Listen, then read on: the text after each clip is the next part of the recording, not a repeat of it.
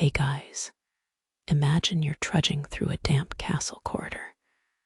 The smell of cold stone and stale ale hitting you like a medieval reality check. And suddenly, you realize you've just obeyed a rule that was forged in the 12th century. No clothes on the floor edict. Yeah, that's the invisible hand of feudal logic still tugging at your socks. Before we dive into why we're still bowing to the ghost of a lord who probably never liked Wi-Fi, smash that like button if you love uncovering weird history, and drop a comment telling us the strangest old school rule you still follow. Now dim the lights, grab a mug of something that isn't mead but feels just as nostalgic, and let's slip into the cobweb-lined hallway of habits we cling to for no good reason. You'll hear the creak of wooden beams every time you close a door, the whisper of a vanished serf reminding you that don't put your elbows on the table isn't just etiquette, it's a relic of a time when elbows could knock over a king's goblet and start a revolt. So, are you ready to question the medieval ghost in your daily routine? Or will you stay safely under the iron-spiked banner of tradition? In the early mist that draped the kingdom's stone walls, the young steward Aldrich stood before the great hall's threshold, feeling the cool damp of the morning air on his cheeks. The steward's hands, still raw from the night's fire, trembled as the royal scribe unfurled the first edict, its ink slightly smudged by humidity. He listened to the low murmur of servants arranging wooden benches, the faint clink of pewter cups, while the parchment described the solemn act of kneeling before the throne. A distant rooster's call punctuated the silence, reminding him that the rule of bowing was as old as the hearth's ash. The edict's weight settled on his shoulders like a woolen cloak, gentle yet unmistakably present. Later that afternoon, Aldrich walked the corridor where sunlight filtered through narrow slit windows, casting thin strips of amber on the flagstones. The echo of his boots against the stone grew louder each step as he approached the noble's chambers, where a painted tapestry swayed faintly in the draught. He felt the subtle pressure of the doorway's iron latch, the rule that the great hall's doors must close at sunset pressing like a quiet command. A low murmur rose from the kitchen, the scent of simmering stew mingling with the scent of damp stone, amplifying his awareness of the rituals that bound each movement. With each creak of a closing door, a nervous anticipation gathered, as if the walls themselves were watching his compliance. When the evening bells tolled, Aldrich found himself before the throne, the polished wood reflecting the flickering torchlight in a soft, amber glow. He lowered himself into the prescribed kneel, the cool marble biting the palms of his hands, while a courtesan in a muted green dress offered a half smile that seemed to mock the solemnity of the act. The requirement to bow to every noble, regardless of their distant lineage, felt absurdly grand for such a modest gathering. Yet the rule held steady, like the slow turning of a grain of sand. A whisper of wind slipped through the slightly ajar window, carrying the faint scent of pine and the distant rustle of banners, underscoring the quiet humor of tradition persisting in a quiet room. The moment lingered, balanced between reverence and a bemused acknowledgement of its own persistence. Night deepened, and the great hall settled into a hushed rhythm as the doors finally sealed against the chill, the iron latch biting into the wood with a soft thud. Aldrich brushed a stray thread from his tunic, feeling the warm breath of the fire against his back, the steady crackle of flames, a gentle metronome to the day's lingering customs. The servants moved in slow, practiced motions, passing wooden bowls that clinked softly, their eyes half closed in familiar resignation.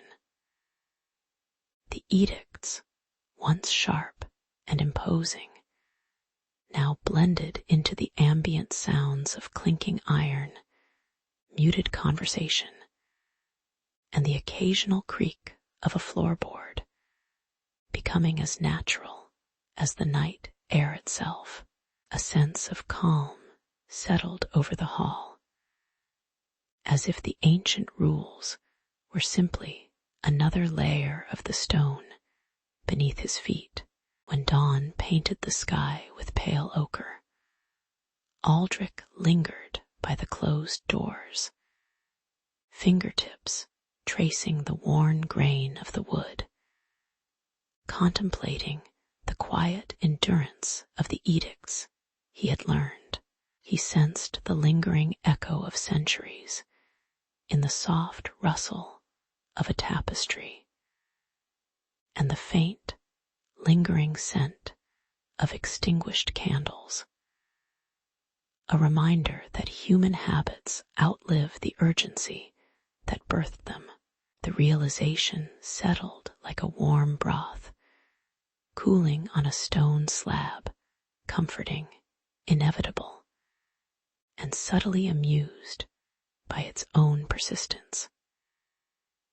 In the gentle glow of morning, Aldrich understood that the rituals were less about obedience and more about the shared cadence that stitched strangers together across time. With a slow sigh, he opened the great hall's doors, letting the fresh air sweep in, carrying the muted laughter of history into the new day.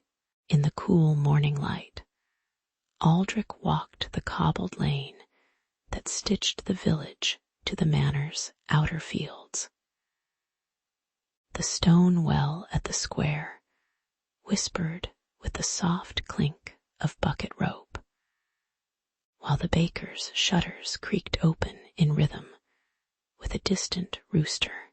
He paused before the council's modest timber hall, noticing the faded banner that still bore the Lord's crest, its colors dulled by centuries of weather. Children tipped their caps as a lone knight rode past, the clang of armor echoing like a reminder of a contract written in dust. The village's daily schedule, work, market, curfew, unfolded with a clockwork certainty that felt older than any living memory. Aldrich felt a quiet curiosity stir, as if the stones themselves were inviting him to read the invisible ledger of obligations that bound every hand. By noon, the heat settled on the thatched roofs, and murmurs rose from the fields where serfs bent beneath heavy plows. A murmur grew into a low hum when Aldrich overheard a farmer muttering that the Lord's levy was as old as the river, yet still exacted each harvest. The town's watchman, his lantern dim, announced the approaching curfew with a voice that sounded more like a sigh than a command. Women, at the well exchanged glances, their hands still wet, wondering why the same ancient bell still tolled the close of day. In the council chamber, aldermen shuffled papers that bore the same seal, their ink barely drying, suggesting a ritual more than a law. Tension lingered in the air like a faint dust, a collective question forming about the purpose of these lingering edicts. As the sun sank, casting amber across the courtyard, Aldrich observed the irony of a community that bowed to a name long forgotten.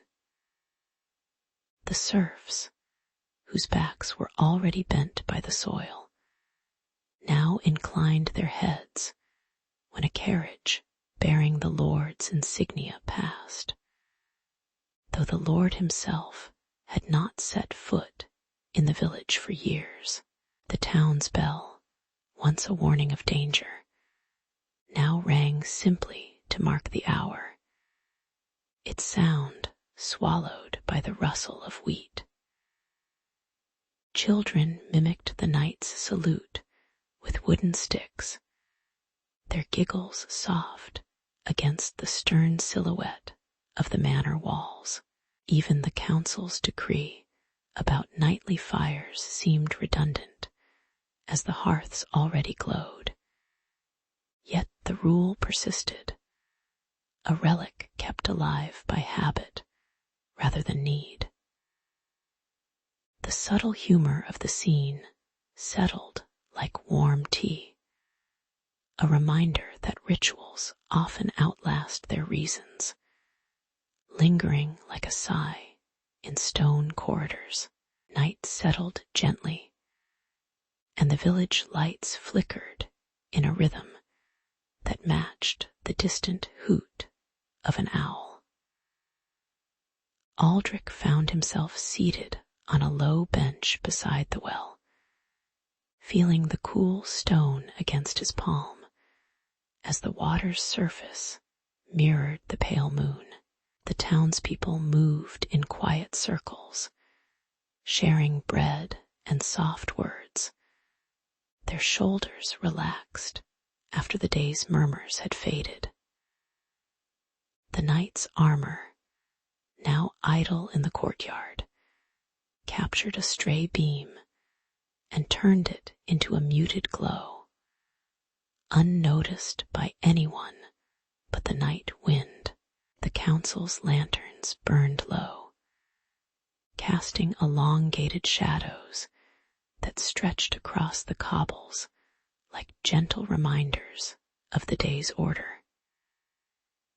In the stillness, the old rules seemed less like chains and more like a familiar lullaby, humming softly beneath the breath of the sleeping village.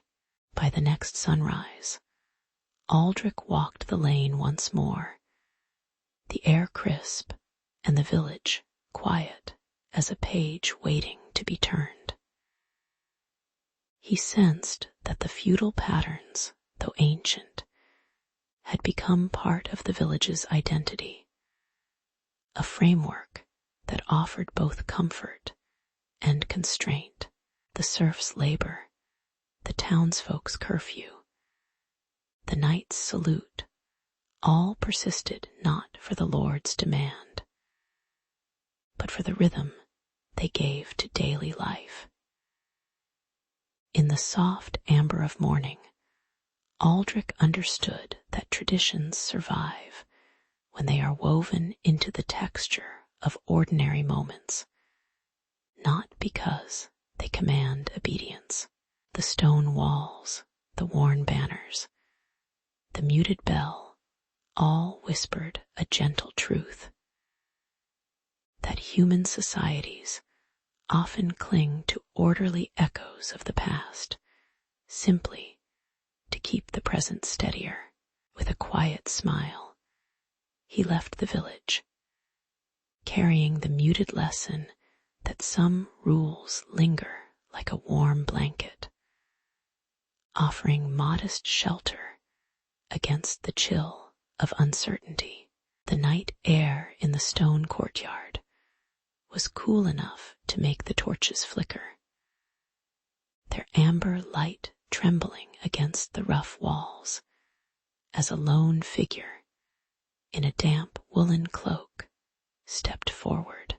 He bore a copper badge stamped with the insignia of the castle's steward, and his voice, low and measured, announced a new tithe of time. 1 hour of labor each night for the upkeep of the great hall. Aldrich the blacksmith felt the weight of the parchment scroll as it brushed his calloused fingers, the faint scent of ink mixing with the scent of hot iron. Around the fire, the miller and the weaver exchanged glances, their shoulders tightening against the sudden chill of obligation. The collector's eyes, hidden beneath the brim of his cap, seemed to scan the assembled workers, as if cataloging the inevitable rhythm of their lives. A murmur rose among the villagers, a soft rustle like grain shifting in a sack, as Aldrich gathered his allies beneath the low-beamed pantry. The sound of a wooden spoon tapping a hollow barrel punctuated their uneasy conversation, each tap echoing the ticking of unseen clocks.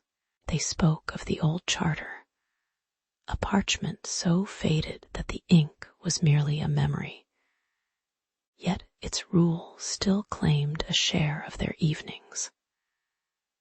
The baker's hands, still warm from kneading dough, brushed the edge of a cracked mug, and he wondered why a rule born in siege and famine should dictate the cadence of a peacetime night. Their faces, half lit by the dying embers, stayed still, bearing the restrained tension of a question that lingered like smoke. In the pause that followed, a thin smile crept across Aldrich's weathered cheek, not from amusement, but from the quiet irony of a law that once measured tribute in grain, and now measured it in minutes. The wind slipped through the narrow shutters, rustling the pages of an ancient ledger, whose numbers were as blurred as any prophet's face hidden in shadow. The villagers listened to the collector's monotone recitation, each syllable a soft hammer striking the same stone they had built their homes upon. As the hourglass in the steward's hand turned, sand slipping silently, the absurdity settled like dust on the stone floor, an echo of medieval duty that no longer served any purpose beyond its own existence. The sound of a distant owl hooted, a reminder that night carried its own rhythm, indifferent to human edicts. When the first night of the imposed hour arrived, the workers moved with a measured calm, their steps aligning with the soft creak of floorboards and the gentle clink of tools against iron. Aldrich lifted his hammer, its weight familiar against his palm, and began to repair a loose beam while the others swept the corridors. The motions quiet and repetitive, like a lullaby, the collector observed from a shadowed archway, his presence as unobtrusive as the cold stone that surrounded him. And the villagers, though aware of the rule's absurdity, allowed the routine to settle into their bodies. A faint scent of lavender from a nearby herb garden drifted through the open doors, mixing with the scent of pine, soothing any lingering disquiet. By dawn, the hour had passed without protest, the castle's walls standing as they always had, unchanged by the fleeting tribute.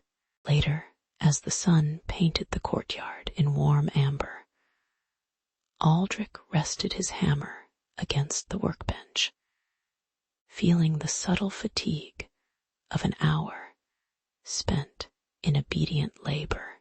He watched the light pool on the stones, noticing how the pattern of shadows resembled the faded lines of the old charter, a reminder that some rules persist like the slow growth of moss on the walls.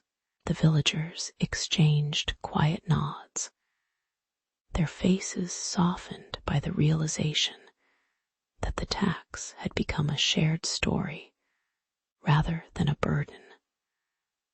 A small thread woven into the tapestry of daily life. The collector slipped away, his cloak rustling like dry leaves, leaving behind only the faint echo of his footsteps and the lingering question of why some customs endure. In the lingering calm, each person felt a quiet gratitude for the ordinary rhythm that, despite its origins, had become part of their collective memory.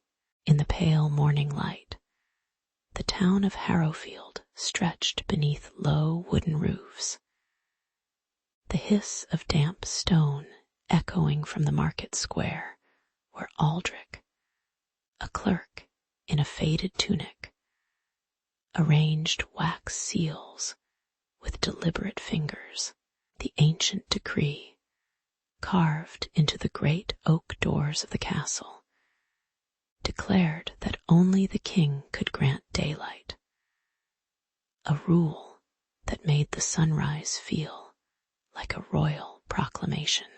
Villagers moved through the cobbled lanes with wooden baskets, the soft clatter of carts blending with the distant crow of a rooster that seemed reluctant to sing before the king's word.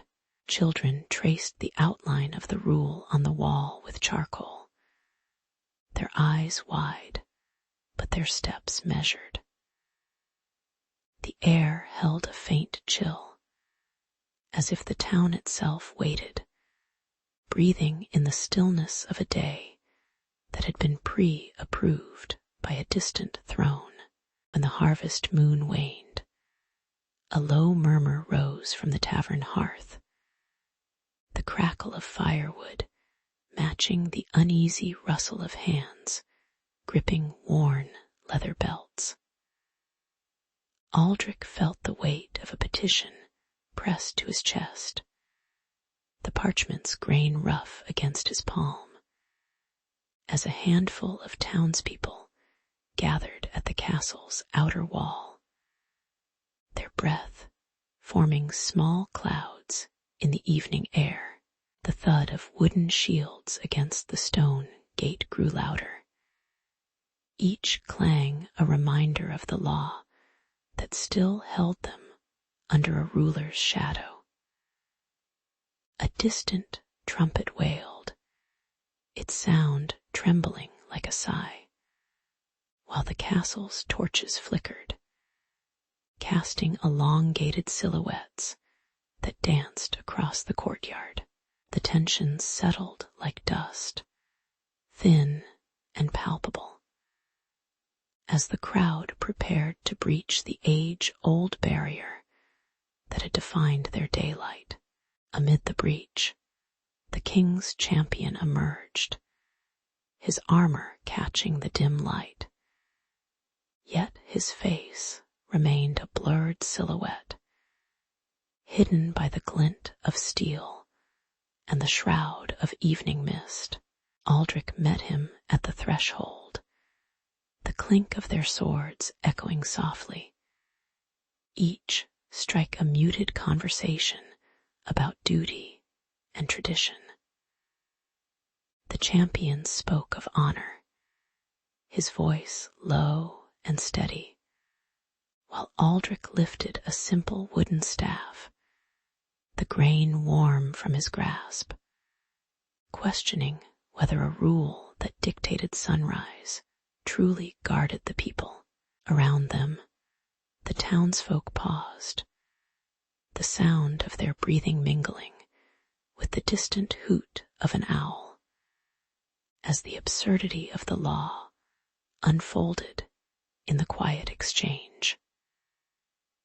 The irony hung in the air like a lingering scent of rosemary, gentle yet unmistakable, reminding all that the weight of a century's old edict could be as light as a forgotten feather.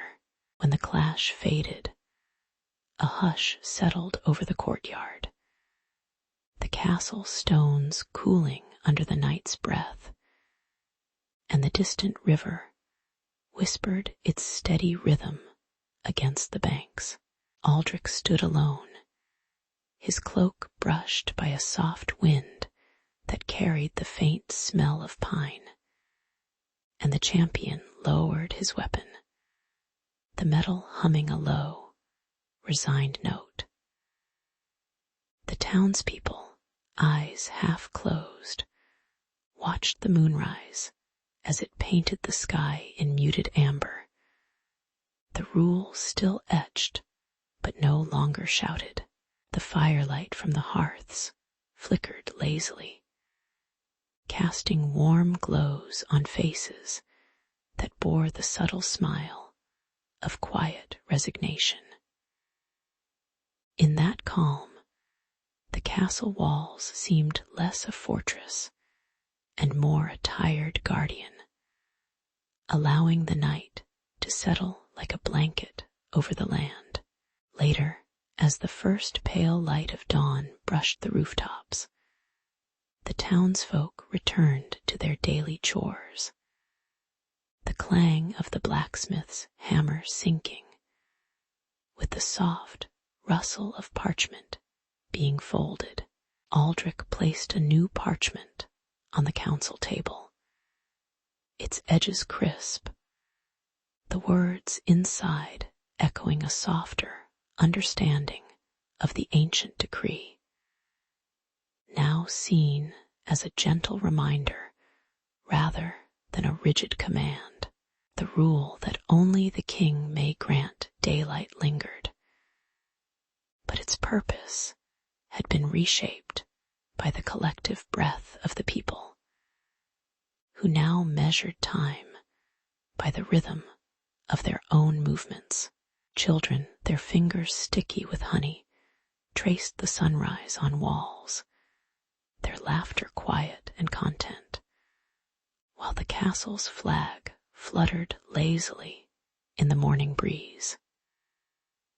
In the lingering stillness, history seemed to sigh, amused by the way a century's old law could still bind, and yet, in its own way, free the human heart.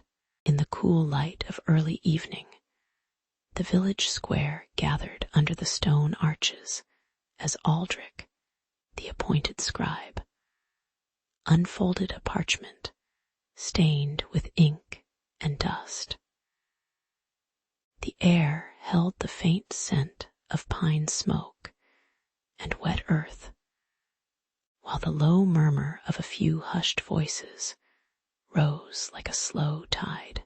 Around the worn wooden table, elders traced the edges of the old charter, their fingers lingering on words that had guided harvests and hearths for generations. A gentle wind brushed the market stalls, rustling the canvas awnings that fluttered like tired banners. The council began to speak of a new charter, a formal retirement of forgotten edicts, hoping to bring a quiet order to the days ahead. Soon, the calm gave way to a subtle friction as younger farmers raised their voices, their hands gripping the rough grain sacks tighter. They argued that the ancient law forbidding the ringing of bells after twilight protected the night's peace. Yet they also feared the loss of a ritual that marked the close of a day's work. The clink of metal tools against stone benches punctuated the discussion, each sound a reminder of the weight of tradition. A few murmurs grew into an uneasy rustle, like dry leaves stirred by a passing draft.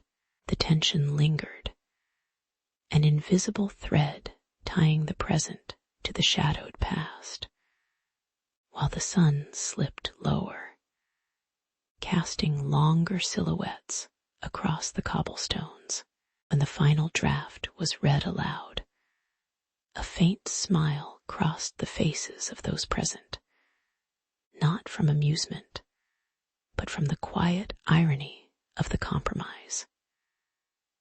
The new charter declared the old prohibitions void, yet it retained a clause that no one may step on the hearthstone after sunset, a rule that had once guarded fire safety, and now seemed a polite reminder to mind one's steps in the dimming hall. The parchment crackled softly, echoing the occasional cough of an old man who had lived through the original decree. A distant church bell tolled, its muted tone blending with the rustle of parchment, as if the very walls were sighing at the paradox.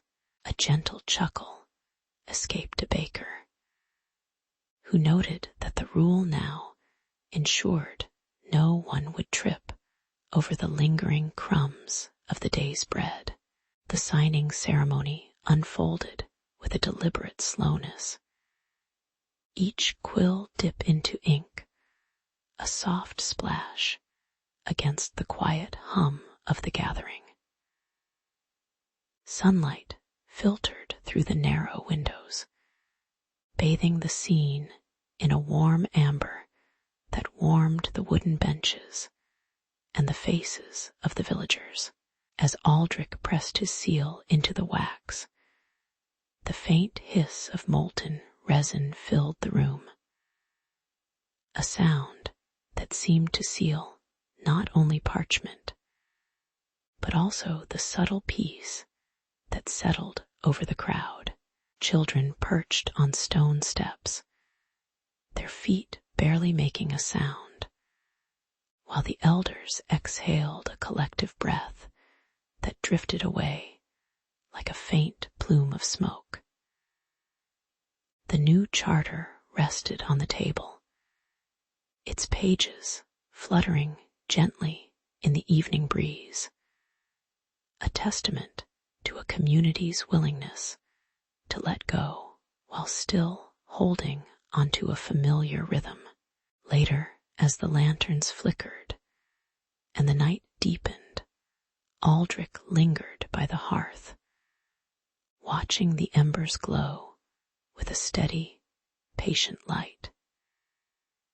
He thought of how the retained clause about the hearthstone had become a story told from mother to child, a small piece of folklore that gave shape to the village's identity. The wooden floor beneath his boots creaked softly, echoing the subtle passage of time that had turned bold decrees into whispered customs. In the quiet, he sensed that the persistence of such rules was less about necessity and more about the comfort of shared memory, a gentle reminder that history lives on in the everyday gestures we repeat. With a softened sigh, he closed the charter, letting the night's cool air brush his cheek, aware that some rules survive simply because we have woven them into the fabric of our quiet lives. Lord Alaric stands on the low stone terrace that crowns his hill, the early mist curling around the thatched roofs of his fief. He scans the patchwork of fields, the faint rustle of grain swaying under a cool wind. Behind him, a handful of loyal vassals lean on wooden staffs, their cloaks damp with dew, waiting for his silent command. The distant sound of a water wheel turns slowly, marking the rhythm of labor that will fill the day. In this quiet beginning, the hierarchy of lord, vassal, and serf settles itself like stones in a riverbed, each knowing its place before the sunrise fully clears the sky. As the sun climbs, a minor dispute erupts near the eastern granary, where a vassal named Rowan complains that the allotted wheat falls short of the promised share. The serfs pause their scythes, their foreheads furrowed, while Alaric's messenger hovers, the clack of his boots echoing on cobblestones. A tense hush spreads, broken only by the metallic clang of a dropped tool. The lord watches from his balcony, the cool stone against his back, feeling the weight of expectation settle like a low fog. The tension is palpable, yet no voice rises above a measured murmur, as each party tests the limits of their prescribed duty. In the quiet that follows, Alaric draws a rough ledger, its parchment smelling of ink and aged oak, and notes the allocation as if assigning a modern department budget. The vassal's title, once spoken with reverence, now slips into the soft jargon of manager, while the serf's toil resembles the anonymous tasks of associate. A faint smile curls the corner of Alaric's mouth, aware of the absurd mirror between medieval deed and contemporary corporate chart. The wind carries the distant laughter of children playing, a sound that reminds the lord how the same hierarchy persists beneath different banners. The irony rests not in mockery, but in the gentle recognition that power structures, like old stones, are simply repurposed with new names. The midday heat softens, and the fields settle into a steady hum of activity. The vassals direct plows, the serfs gather the harvested stalks, and Alaric oversees, from a shaded arbor, the faint scent of rosemary drifting from his table. A modest meal of coarse bread and cheese is shared among the three ranks, the clink of wooden bowls punctuating the air like a calm metronome.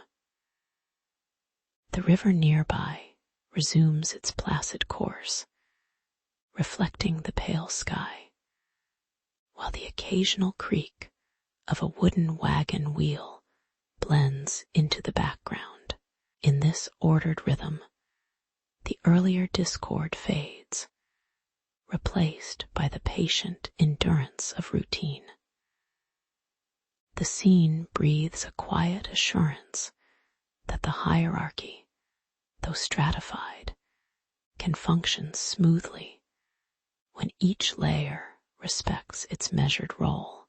Even as twilight paints the fields in muted amber, Alaric lingers on the terrace, his hands still warm from the day's ledger, contemplating the enduring pattern of authority and service. He notes how the simple act of delegating land mirrors the modern practice of assigning projects. Each transaction, a quiet transaction of trust and expectation. The serf's worn hands, marked by soil, remind him that productivity is rooted in the tactile, unglamorous effort of many. A soft breeze carries the distant hoot of an owl, a reminder that history repeats itself in hushed whispers rather than grand proclamations. With a measured sigh, the Lord accepts that the foundations of his realm, though ancient, are the very sketch from which today's corporate charts are drawn. A modest lesson rendered in the stillness between day's end and night's hush.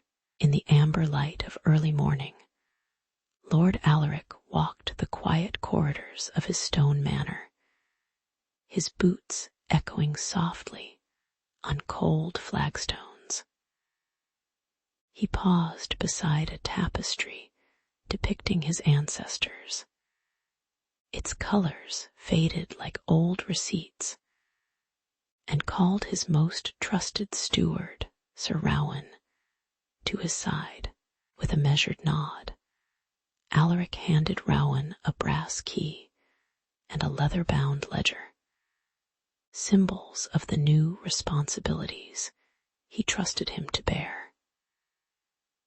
The air carried the faint scent of parchment and the distant clatter of horse hoofs, grounding the moment in the ordinary rhythms of a state life.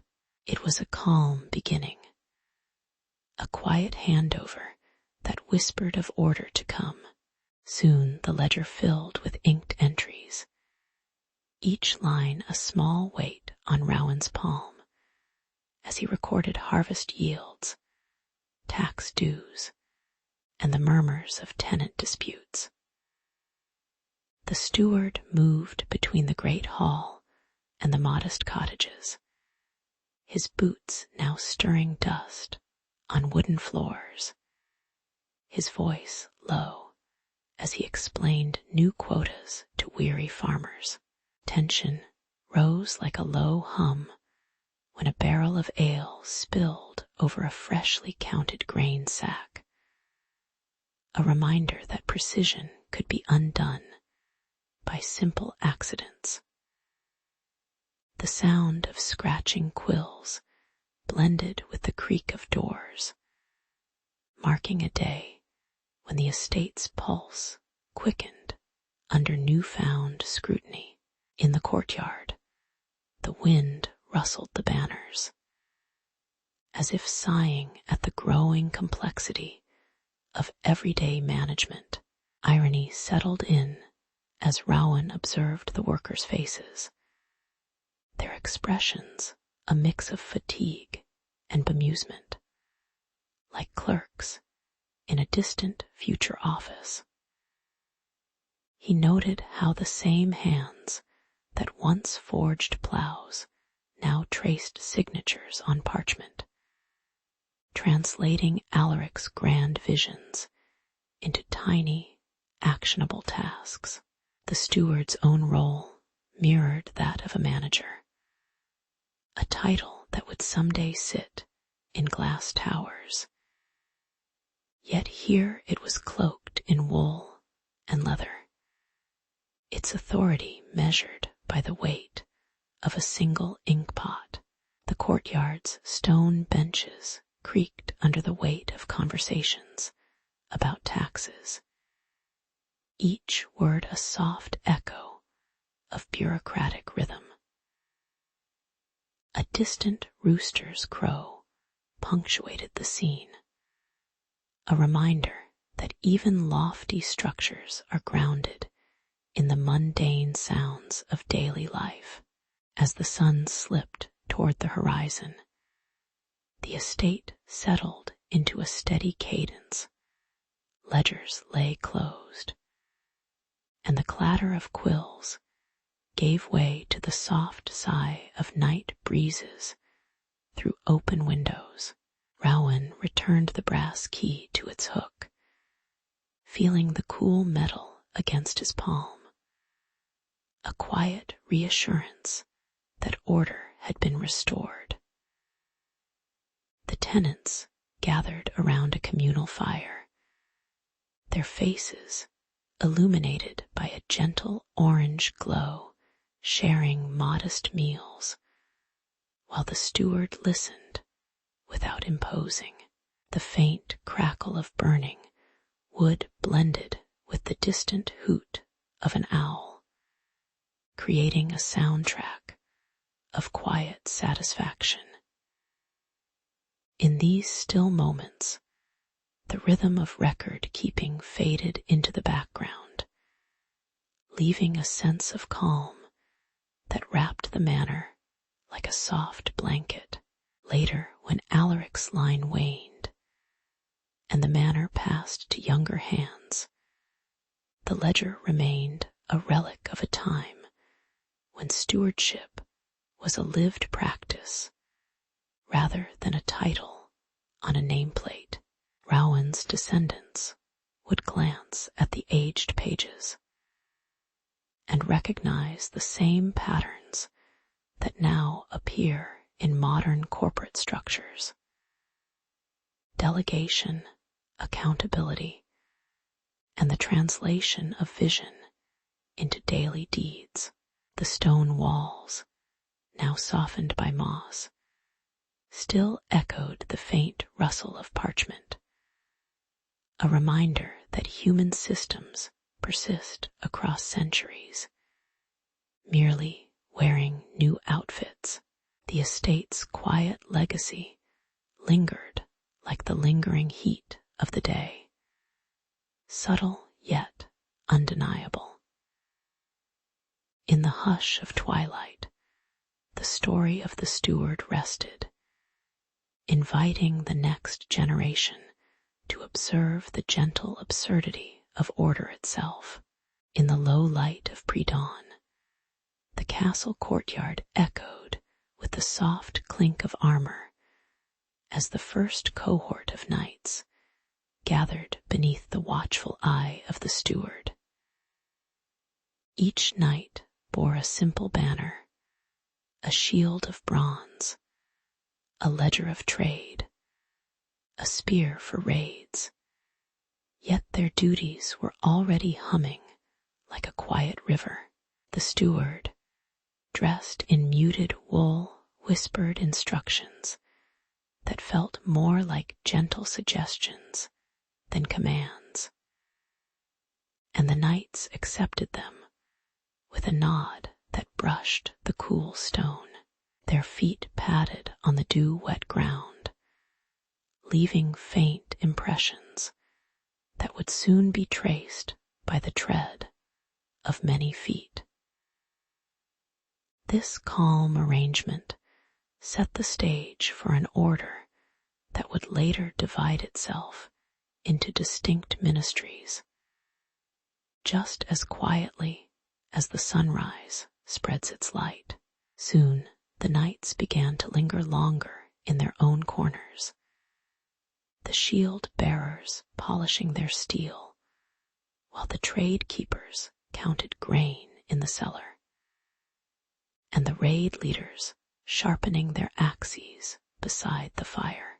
Their conversations grew louder, the rustle of parchments echoing against the stone walls, and a subtle rivalry slipped into the air like the scent of smoked meat. The steward noticed a shift in the temperature of the hall, a faint draft of autonomy drifting from each station. Some knights brushed their sleeves against the wooden tables, as if testing the strength of their own authority, while others traced the lines of the ledger with a fingertip that trembled slightly. This emerging tension, though not shouted, pulsed beneath the calm like a slow drumbeat. Irony settled in the corners of the great hall when the shield bearers, once guardians of borders, started drafting memos about security protocols, while the trade keepers drafted proposals for supply routes that resembled strategic campaigns. The raid leaders, accustomed to swift action, now convened in quiet circles, their voices barely rising above the crackle of the hearth, discussing budget allocations as if they were battle plans. The steward, amused by the mirrored modern titles, watched the knights shuffle papers with the same measured grace they once used to mount horses. A soft laugh seemed to linger in the stone, as if the building itself recognized the absurdity of knights becoming clerks. Yet the air remained warm, and the subtle humor was felt more than heard, like a cat's purr in the background. When the steward finally called a gathering, the great wooden doors opened with a sigh, and the knights entered one by one, their armor still gleaming, but their eyes softened by fatigue. He spoke in a voice that brushed the stone like a gentle wind, reminding each of them of the shared foundation beneath their varied roles. The knights placed their hands on the central table, feeling the cool varnish and the faint imprint of previous agreements, and a quiet consensus settled like dust on the rafters. The steward reordered the schedules, aligning the shield, ledger, and spear tasks into a single rhythm that resembled a coordinated chorus rather than a discordant chorus. The hall settled into a hushed calm, the firelight flickering as the night deepened, and the knights returned to their duties with a renewed sense of measured purpose. Later, as the last embers faded and the stone walls grew cool, the steward lingered alone, watching the faint tracks left by the knight's boots. He reflected on how the simple act of dividing labor had both clarified and complicated the castle's life, much like the modern tower of glass and steel that now holds similar titles. The memory of the blurred faces of distant prophets, hidden by shadow, reminded him that guidance often comes without clear visage. Only through the stillness between actions, he sensed a quiet gratitude for the imperfect harmony that had emerged, a reminder that order is rarely a straight line, but a winding path through gentle patience. With a soft sigh, he stepped out into the night, the cool breeze carrying the faint echo of armor settling, a lullaby for tomorrow's continued, unhurried work. When the granaries of the valley ran dry, a thin wind carried the scent of cracked earth into the stone hall where King Theodric awaited. He rose from a low wooden stool, his beard dusted with the same ochre as the fields, and gestured to the long table set with simple pewter cups. The lords arrived on leather-bound saddles, the stewards shuffled in crisp wool cloaks, and the knights entered with swords sheathed against the cold stone floor. Their eyes traced the flickering candles, each flame a small promise against the encroaching gloom. The king's voice, low and steady, invited them to speak of a united response, his words settling like dust on the worn tapestry behind him. A murmur rose as the First Lord, whose ancestral banner bore a faded gold lion, spoke of ancient rights and the duty of each manor to feed its own people. A steward, clutching a ledger of grain stores, countered with figures that whispered of shortage and the need for coordinated distribution. The knights shifted, the clank of their armor echoing softly, and one raised a hand, insisting that loyalty to the crown required swift obedience, not prolonged debate. Voices rose and fell, the crack of wooden chairs and the rustle of parchment marking the cadence of contention. Yet the fire on the hearth stayed steady, offering a quiet backdrop to the heated exchange. The irony of the moment settled like a thin veil. Those who wore birthright as a mantle now found themselves arguing over spreadsheets and supply lines, their titles sounding oddly like modern departments. A young squire, eyes bright behind a visor, whispered that a chief grain officer might serve the realm better than a lord of the northern fields. Laughter, muted and weary, slipped through the cracks as the council realized that the language of fealty could be reshaped into language of function. The king, his face half hidden by the shadow of his crown, allowed the subtle humor to linger before steering the discussion back to necessity. The room hummed with the soft rustle of vellum as ideas migrated from tradition to practicality. When the candles had melted to low glows, the council reached a quiet accord, laying down a charter that appointed stewards as directors of provision and knights as operations overseers.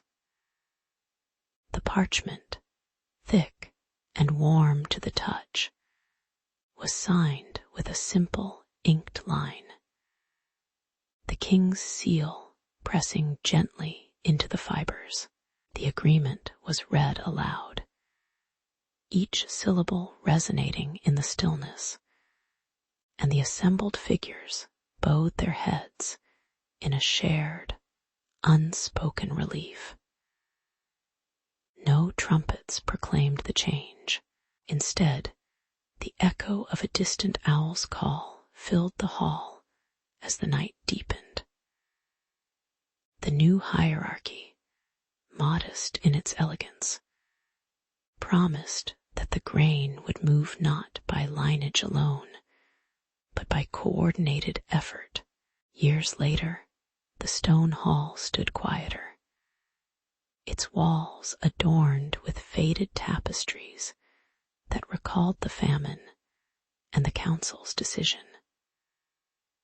Scholars, who now bore titles like chief historian, would trace the lineage of those early roles, noting the soft transition from noble claim to functional designation.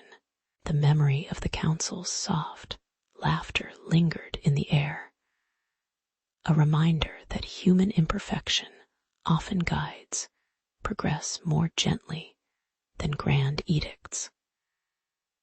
Children, eyes blinking in the dim light, would sit on the hearth's edge and listen to elders recount the story with a sleepy tone, feeling the warmth of the past settle like embers. In that lingering calm, the realm understood that the steady hand of coordination could be as noble as any inherited crown. In the dim morning light of a stone keep, a lord surveyed the courtyard where servants moved like quiet tides, their hands dusted with the grit of earth. The great hall resonated with the low murmur of parchment being unfurled, a soft rustle that marked the first agreements of land and labor. Below the arches, the steward measured grain in wooden bowls, his ledger a modest reflection of stewardship. The atmosphere carried the weight of expectation, yet the stone walls held a patient stillness that let each decision settle like a slow-dropping stone into a still pond. It was here, amid the scent of fire-smoked timber, that the pattern of authority first found its shape, gentle enough to be remembered centuries later. As seasons turned, the castle's hierarchy grew sharper, the clang of armor echoing the tightening of command.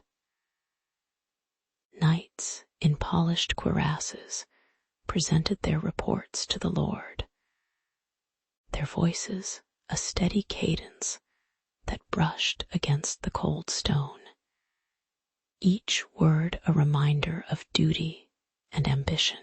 The steward, now appointed as chief keeper of the treasury, felt the pressure of coin clinking in vaults, the metallic scent mingling with the stale air of distant corridors.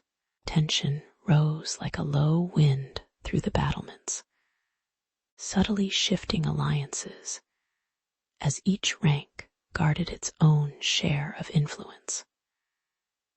The night grew colder, and the candlelight flickered, casting elongated shadows that whispered of power's fragile balance. Centuries later, under the humming fluorescence of a glass tower, a CEO stood before a polished oak table, his suit as crisp as a knight's tabard, and addressed a room of similarly attired deputies. The chief operating officer, once a steward in name, adjusted his tie with the same measured care once reserved for parchment, while the chief financial officer counted numbers with a quiet intensity reminiscent of the ancient treasurer's coin toss.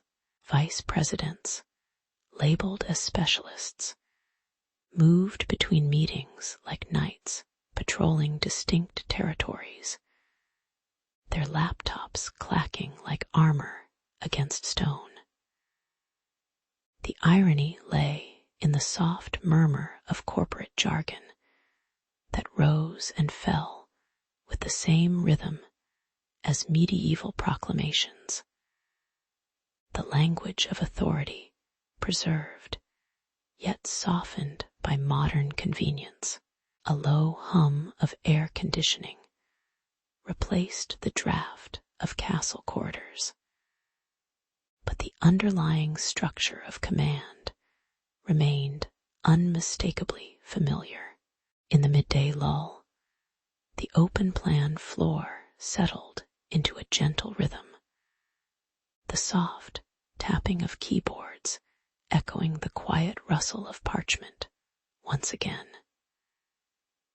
Employees gathered around a modest kitchen, steam rising from mugs of tea as if mist were drifting from a hearth, sharing brief smiles that hinted at camaraderie beneath the layers of rank. The CEO paused by a window, feeling the faint temperature change as sunlight filtered through the glass, a reminder of the stone walls that once filtered sunrise. Conversations drifted like the slow flow of a river through a meadow, each pause a breath taken between tasks, the hierarchy humming in the background like a distant choir. The atmosphere, warm with muted amber lighting, lulled the space into a peaceful cadence that mirrored the stillness of ancient courtrooms after the day's deliberations. When the sunset painted the metropolitan horizon with shades of terracotta, the tower seemed to exhale, its silhouettes softening against the amber sky. The executives, now aware of the lineage that traced their titles to distant keepers of land, reflected on the quiet continuity of human organization, the subtle imperfections that persisted through ages. A faint sigh traveled through the building, as if the stone foundations beneath the city were remembering the crackling of old fires and the steady beat of ancient drums. The story of authority, though dressed in modern fabrics, remained a gentle reminder that power is as much a shared habit as a bestowed crown. In that lingering calm, the occupants recognized the timeless dance between structure and humanity, a lullaby that has soothed countless generations. In the early mist that lingered over the valley of Eldermore, the stone walls of the old keep caught the faint amber of sunrise, and Sir Aldrich stepped onto the cracked flagstones with the measured tread of a man accustomed to ceremony. The banners of the grand tourney fluttered lazily, their cloth warm to the touch despite the lingering chill, while the distant clink of armor echoed like a low drumbeat. Around the courtyard, other knights adjusted their gauntlets, their faces partially hidden by the soft light that rendered each expression a gentle blur. A handful of spectators, wrapped in woolen cloaks, whispered quietly, their breaths forming brief clouds that vanished as soon as they formed. Among them, a young squire named Lena stood with a notebook balanced on her knee. eyes tracing the ritual, as if trying to capture the very air of the moment. As the sun climbed higher, the atmosphere tightened like a drawn bow. The clang of swords being sharpened against stone filled the air with a metallic scent that mixed with the earthy aroma of damp grass. Sir Aldrich exchanged a brief nod with Sir Rowan, whose gauntleted hand rested on the hilt of a lance. A silent acknowledgement of the rivalry that had simmered since the previous season. The spectators shifted, their murmurs turning into a low rustle as they took their places on wooden benches, the wood warm under their palms after the morning's light had set. Lena's pen scratched across the page, noting the subtle tremor in a knight's grip that hinted at nerves beneath the practiced calm. The tension was palpable, but restrained, a reminder that honor often wears the same quiet veneer as fatigue.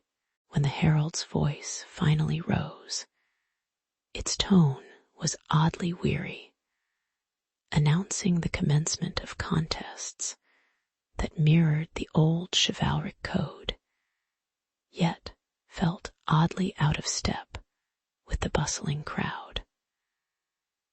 A small irony crept through the scene. The knights bowed to a set of rules written for battles of a different age, while a dozen youths in plain shirts prepared for a ball game that required the same courtesy of fair play. Lena watched a rider hand his opponent a wooden lance, the gesture resembling a polite handshake more than a weapon exchange, and she smiled at how the solemnity of the code now served as a backdrop to a sport that would later be called the game of honor.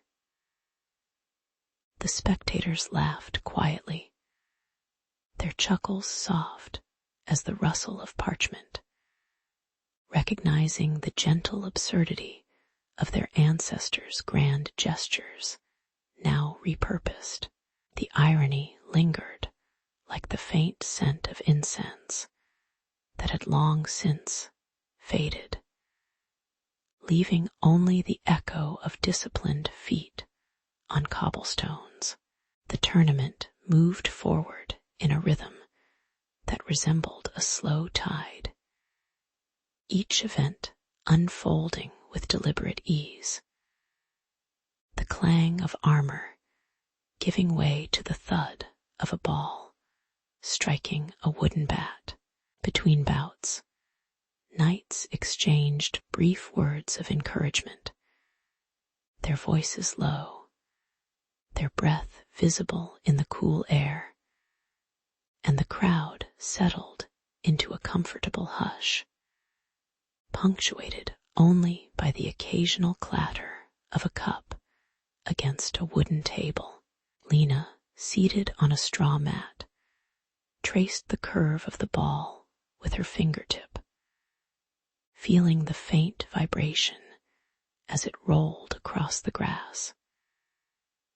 And she noted how the same respect for opponent and fairness that guided a lance now guided a simple game. The sun warmed the stone walls, casting long shadows that stretched lazily across the courtyard, and the entire scene felt like a tableau painted in muted tones, each figure holding a quiet pose between motion. A soft breeze brushed the banners, making them sway gently, as if the valley itself were sighing in contentment. As evening settled, the last participants lowered their arms, the clamor fading into a serene murmur that blended with the distant hoot of night birds. Lena closed her notebook, the pages now filled with observations that linked the ancient code of chivalry to the emerging sport, her fingertips lingering on the worn cover, as if feeling the pulse of history through the paper. She watched Sir Aldrich linger by the fire, his armor cooling to the touch, and sensed a quiet gratitude in his eyes for the continuity of honor. However modest its expression, the valley's mist returned, softening the outlines of stone and banner, and the gentle hush seemed to affirm that the values of respect and fair conduct endure beyond the clang of swords. In that fading light, the tournament's echo lingered like a lullaby, reminding the onlookers that the cadence of humanity's conduct, even when reshaped, remains a gentle, enduring rhythm. In the late afternoon light of the town's modest arena, Aldrich tightened the leather straps of his simple tunic. The faint scent of pine shavings drifting from the benches. Lena leaned against a weathered stone column, her fingers tracing the cool texture of the moss that clung to its base. The crowd murmured like a low tide, their attention focused on the gleaming banner that bore the ancient symbol of a clenched fist, a reminder of the old knightly codes of conduct. A quiet sense of continuity settled over the field, as if the very ground remembered the echoes of tournaments held centuries before. The air held a gentle temperature, neither hot nor cold, allowing the participants to feel the weight of tradition without the press of urgency.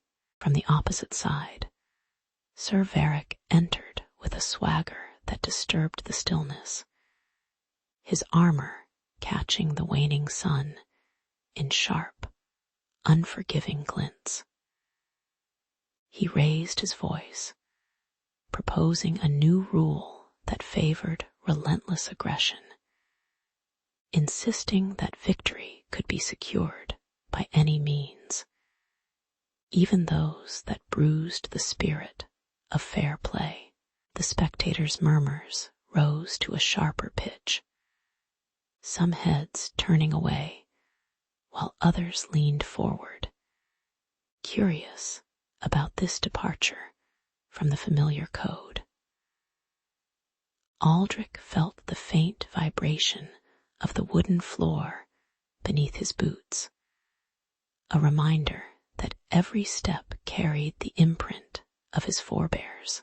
The tension lingered in the air like a thin veil of smoke, barely perceptible, but undeniably present.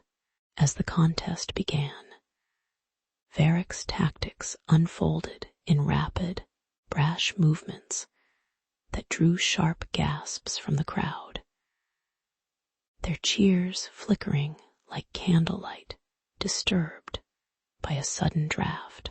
Yet each time Aldrich offered a hand after a stumble, the audience's applause softened, a quiet ripple that contrasted with the louder shouts for ruthless triumph. Lena observed the subtle shift, the way the cheers turned from boisterous clamor to a restrained, almost apologetic murmur whenever courtesy prevailed. The irony lay in the fact that the loudest calls for dominance were quickly hushed by the more sincere, quieter ovations for respect. The arena's stone walls seemed to absorb these alternating sounds, storing them like grains of sand in a timeless hourglass. When the final point was scored, Aldrich knelt to help Varric to his feet, their armor clinking softly, the gesture resonating through the hushed spectators. The crowd's applause settled into a steady, warm hum, like distant waves upon a calm shore, acknowledging the enduring value of fairness over fleeting aggression. Lena felt the gentle brush of evening breeze against her cheek, carrying the faint aroma of nearby hearth fires. The arena lights dimmed gradually, casting long shadows that stretched across the field, each silhouette a reminder of the ancient balance between competition and camaraderie. In the lingering quiet, the stone floor retained the subtle imprint of each footstep, a testament to the day's measured pace.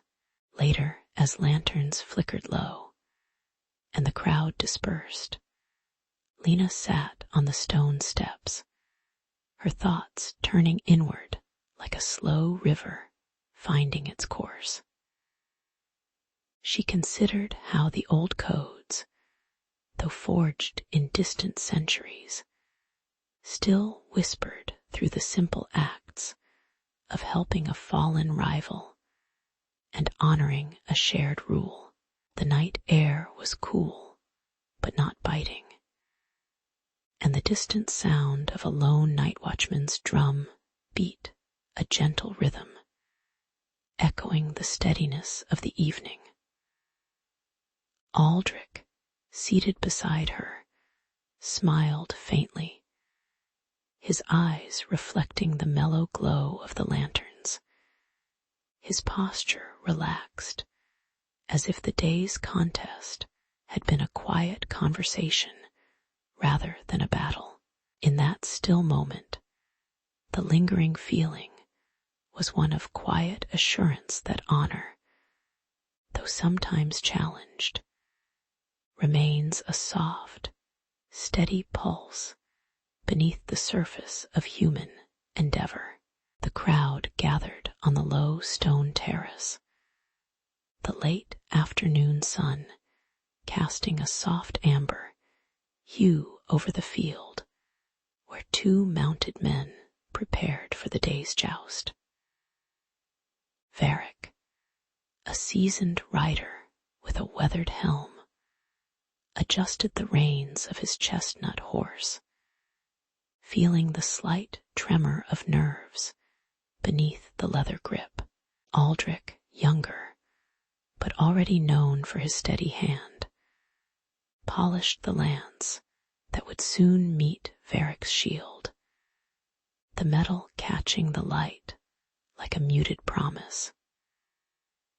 Spectators shifted in their wooden seats, the rustle of linen and occasional clink of mugs forming a quiet backdrop to the ritual. The herald's voice, low and measured, announced the challenge, and the moment stretched thin as the first breath of competition. When the trumpets fell silent, the horses surged forward, hooves striking the packed earth with a muted thud that resonated through the spectators' chests. Varric's mount, a creature accustomed to the rhythm of battle, stumbled on a hidden stone, sending a brief, startled gasp through the crowd as the rider leaned forward to regain balance. In that instant, an unspoken opportunity flickered for Aldrich, whose lance hovered just inches from Varric's exposed side. the potential for an easy triumph palpable as a cool breeze. Yet Aldrich's eyes lingered on his opponent's faltering stance, recalling the ancient oath to aid a fallen comrade, a principle whispered in the rustling of banners. The tension lingered, a thin line of expectation that stretched between the two men, as murmurs rose about the true spirit of the contest. Aldrich lowered his lance with a deliberate, almost languid motion, the metal sighing against the leather strap as if aware of the irony in his restraint. The audience, initially poised for a decisive clash, softened into a collective chuckle, the sound barely breaking the gentle rustle of leaves overhead. Varric, feeling the horse's unsteady breath against his thigh, nodded in quiet acknowledgement, the gesture more a shared smile than a formal salute. The moment hung, a small tableau of courtesy painted against the broader canvas of competition, while the sun slipped lower, drawing longer shadows across the field.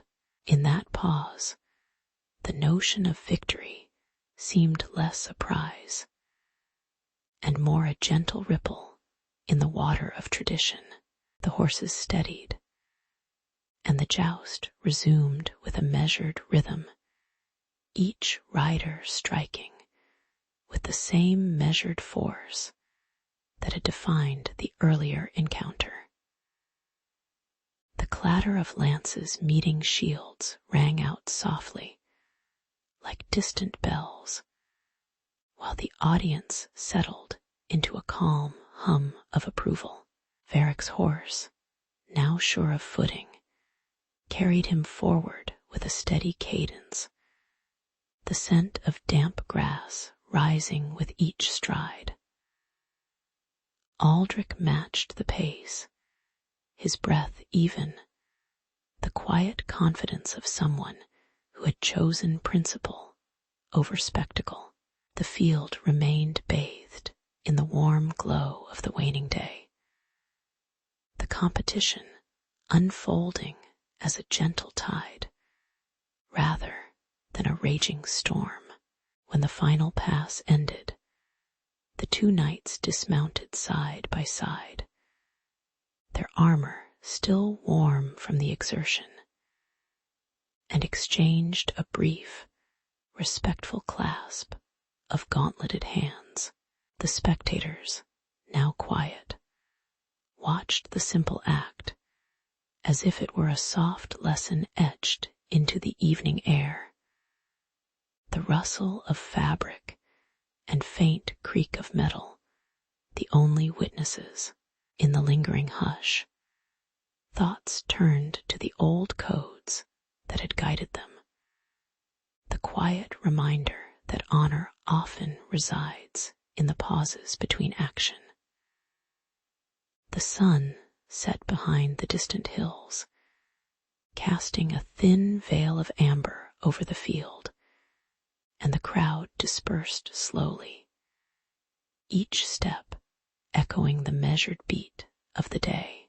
The night settled on the terrace, and the story of that test of temptation lingered like a gentle sigh, a reminder that true sportsmanship is as much about restraint as it is about triumph.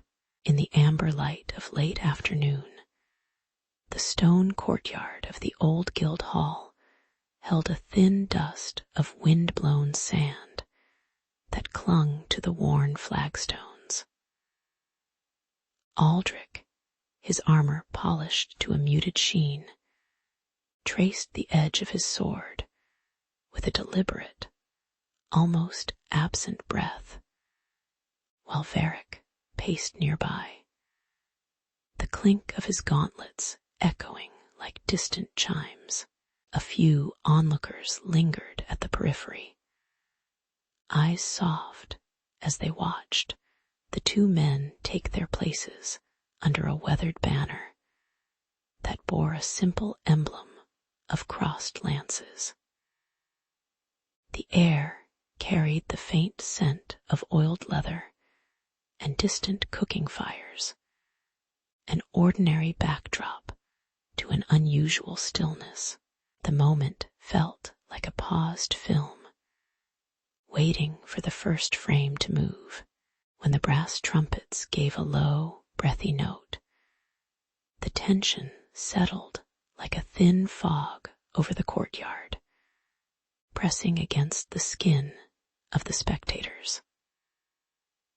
Aldrich bowed first, his movement measured, the leather of his gloves brushing the cold stone as he offered a respectful nod that echoed the ancient code of humility before combat. Varric answered with a quick, sharp thrust of his blade, the sound of steel slicing through the quiet like a sudden gust, his eyes flashing a restless fire.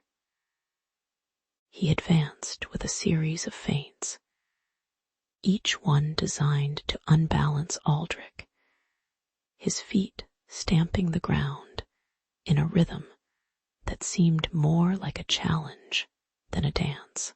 The crowd felt the shifting weight of expectation, the subtle crackle of anticipation that ran through the space between the two figures.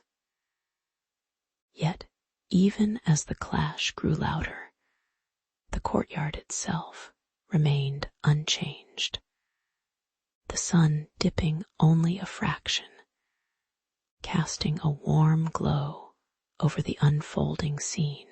In the heat of the exchange, Varric's aggressive ploys began to betray a hidden irony. Each reckless swing left a gap that Aldrich, moving with deliberate calm, slipped through, as if reading a page already turned. The clang of metal against metal rang out, but it was the soft sigh of Aldrich's breath that seemed louder, a quiet reminder that restraint can be louder than fury. Varric's eyes flickered with frustration as he found his own momentum turned against him, his blade catching a stray gust that made his hat tilt slightly, a comical wobble amidst the seriousness. The spectators, though accustomed to the spectacle, glanced at one another with a faint, almost sympathetic smile, aware of the paradox that the harsher approach was yielding a softer defeat. The courtyard's shadows stretched longer, as if the day itself leaned back to watch the quiet lesson unfold. When the final strike settled, Aldrich lowered his sword and stepped back, the metallic taste of the air lingering like a faint aftertaste of iron. He offered Varric a hand, the palm warm from the lingering sun, and pressed it lightly against the other man's forearm in a gesture that spoke of shared respect rather than triumph. Varric, breathing heavily, accepted the gesture, his shoulders easing as the tension in his muscles released into a slow, almost audible exhale. Around them, the onlookers dispersed gently, the rustle of their cloaks blending with the soft chirp of crickets beginning to stir. The courtyard returned to its ordinary rhythm, the scent of the cooking fires growing stronger, the stone cool under the evening's first chill. In that quiet moment, the echo of the duel faded like a whisper, leaving only the lingering scent of sweat and dust. Later, as the stars pried open the darkening sky, the two knights sat side by side on a low bench, sharing a simple loaf of bread whose crust brushed their fingertips. They spoke in low tones about the weight of the code they each carried, the way its quiet demands could shape a game as much as a battlefield. The night air, cool against their faces, carried the distant hum of a river, a reminder that time flows beyond any single contest. Their conversation drifted toward the idea that honor, like the soft glow of a lantern, needs only a modest flame to illuminate a room full of spectators. In the hush that settled, the courtyard seemed to sigh, as if approving the gentle lesson that the truest victories are measured not by points earned, but by the steady echo of humility that remains long after the clang has ceased. The late afternoon sun brushed the stone arena with a soft amber, and the modest crowd settled onto wooden benches, the scent of damp earth rising from the worn turf. Aldrich, in modest brigandine, tightened the straps of his gauntlets with deliberate, almost ritual motions, his breath forming faint clouds in the cooling air. Lena, notebook in hand, observed the quiet exchange of nods among the participants, noting the cadence of each step as if recording a heartbeat. The hush was punctuated only by the distant clink of a blacksmith's hammer and the muffled rustle of banners flapping lazily. In this unhurried moment, the stage was set for a modest contest that would echo beyond the field. As the first challenge began, a younger competitor charged forward with a flash of arrogance, his lance cutting through the air with a sharp whine that startled a nearby sparrow. The crowd's murmurs rose subtly, and a sudden tumble sent dust drifting across the sun-warmed stones, the sound of a bruised leather catching on the ground. Aldrich's opponent, bruised but still upright, glared with a heat that seemed out of place in the waning light. Yet the referee's call was delayed, the moment lingering like a held breath, and the tension thickened as spectators watched the unfinished exchange. A thin line of sweat traced Aldrich's cheek, the cool breeze brushing his forearms, reminding him of the unspoken promise of fairness. The atmosphere held a quiet edge, waiting for a decision that would reveal more than skill. When the referee finally raised his hand, the tension dissolved into a soft rustle of applause, the sound rolling over the arena like a warm tide. Aldrich stepped back, bowed his head slightly, and offered his fallen opponent a steady hand, the touch of iron against leather resonating with an unexpected tenderness. The crowd's cheers rose in measured waves, their claps echoing the simple rhythm of respect rather than triumph. Lena watched the scene with a faint smile, her pen resting lightly on the page, as if the moment had already written itself into history. The irony lay in the quiet victory of humility over the louder boasts that had filled the arena moments before. In the quiet that followed, Lena gathered the scattered notes, the pages smelling faintly of ink and old parchment, and began to outline a set of principles that would formalize the observed conduct.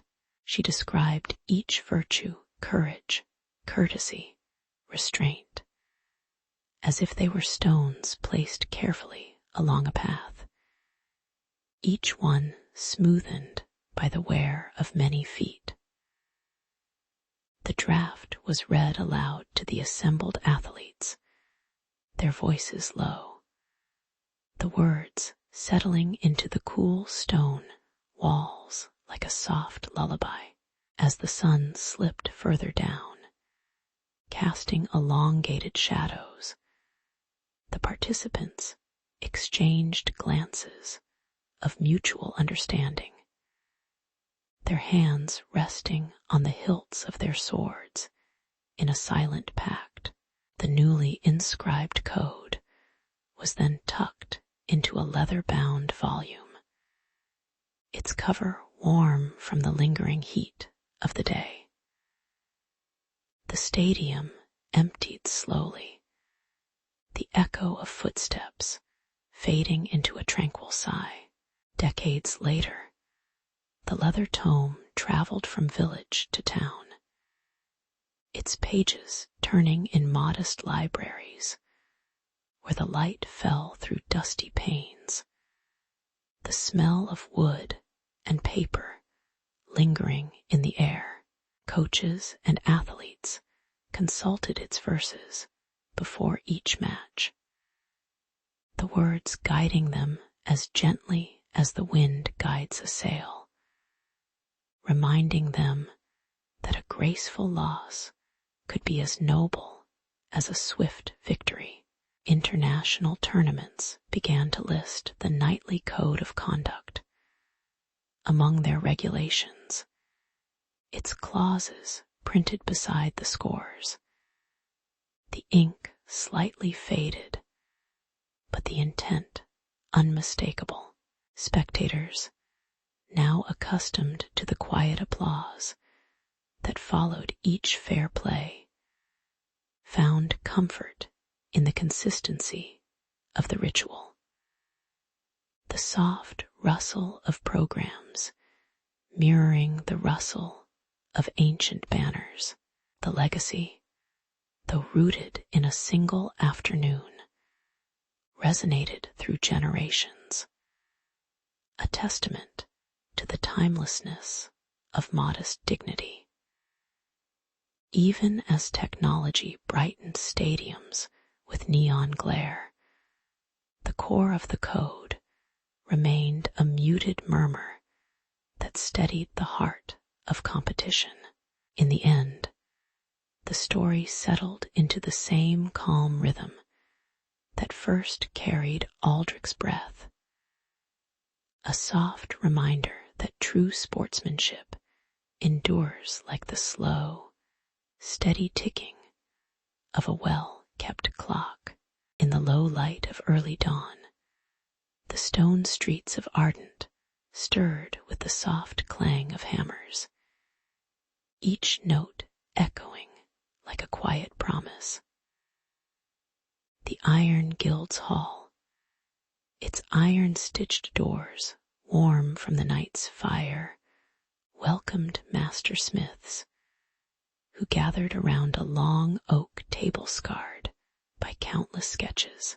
Their eyes, steady as cooled metal, traced the worn parchment that listed apprentices, tools, and the weight of a seal yet to be forged.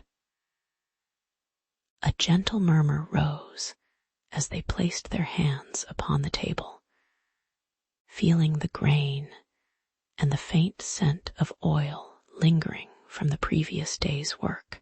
The air held a patient heat, a subtle reminder that tradition was as much a living thing as the iron they shaped. In that moment, the guild began to outline a code that would bind future generations to a shared standard of craft.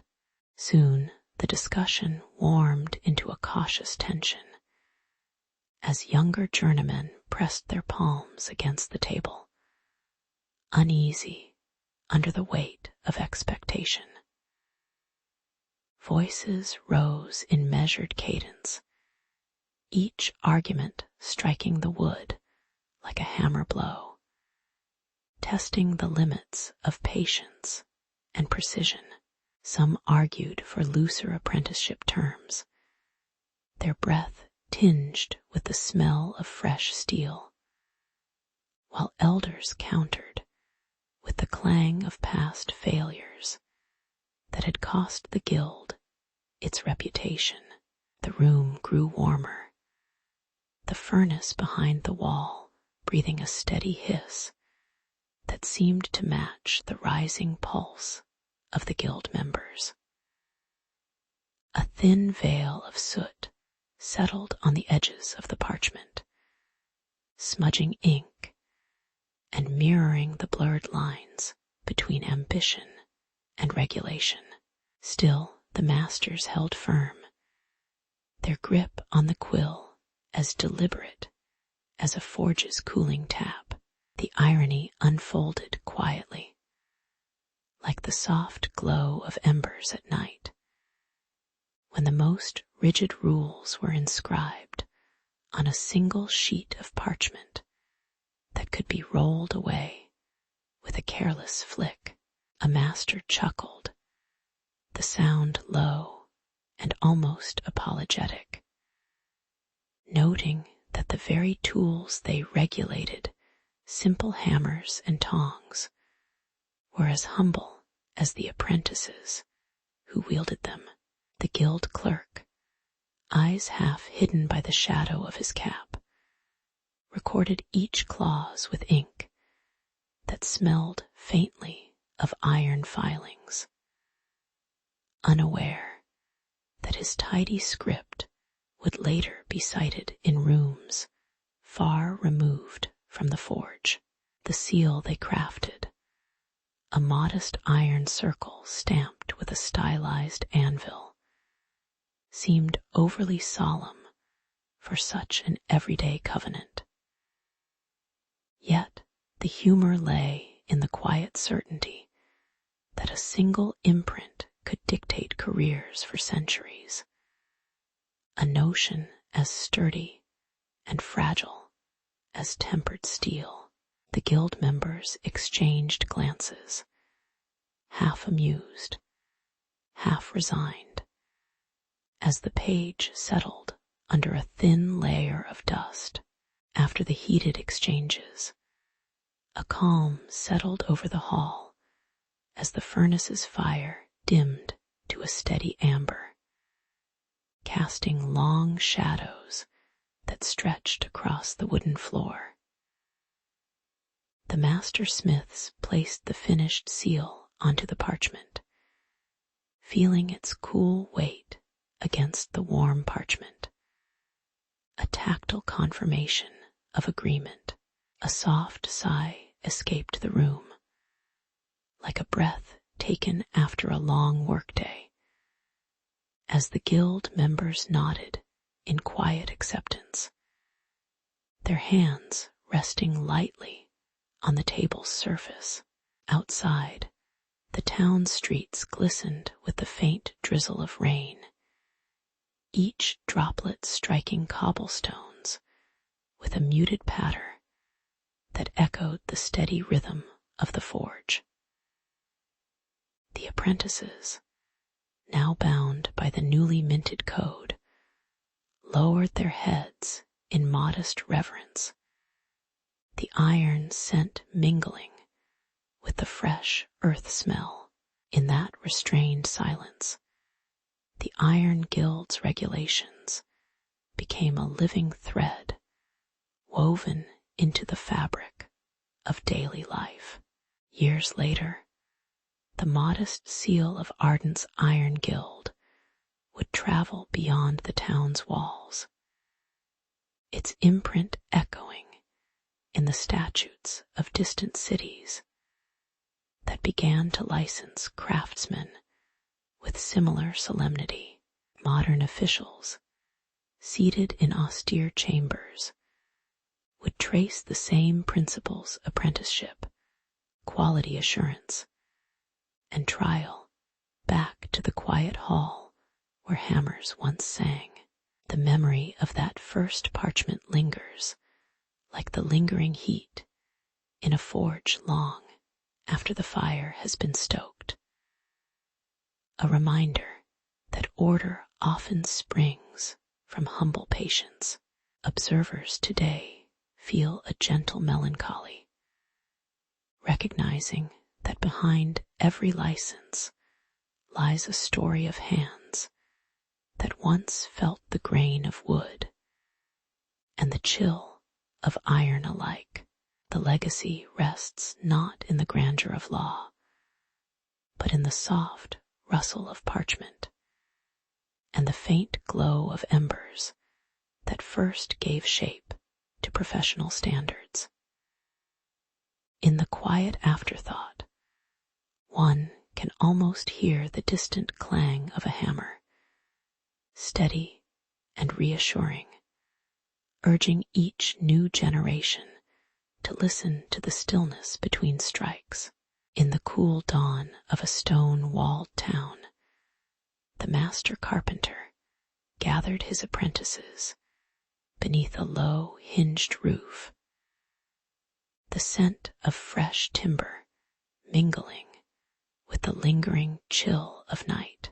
He unrolled a parchment, its ink still damp, and read aloud the first guild statutes, rules that promised consistency, safety, and a modest share of the market for those who pledged their skill. The apprentices traced the neat lettering with fingers that felt the rough fibers, while distant hammer blows provided a steady rhythm to the reading. As the words settled, a quiet confidence spread through the workshop, like the gentle warmth of a hearth beginning to glow.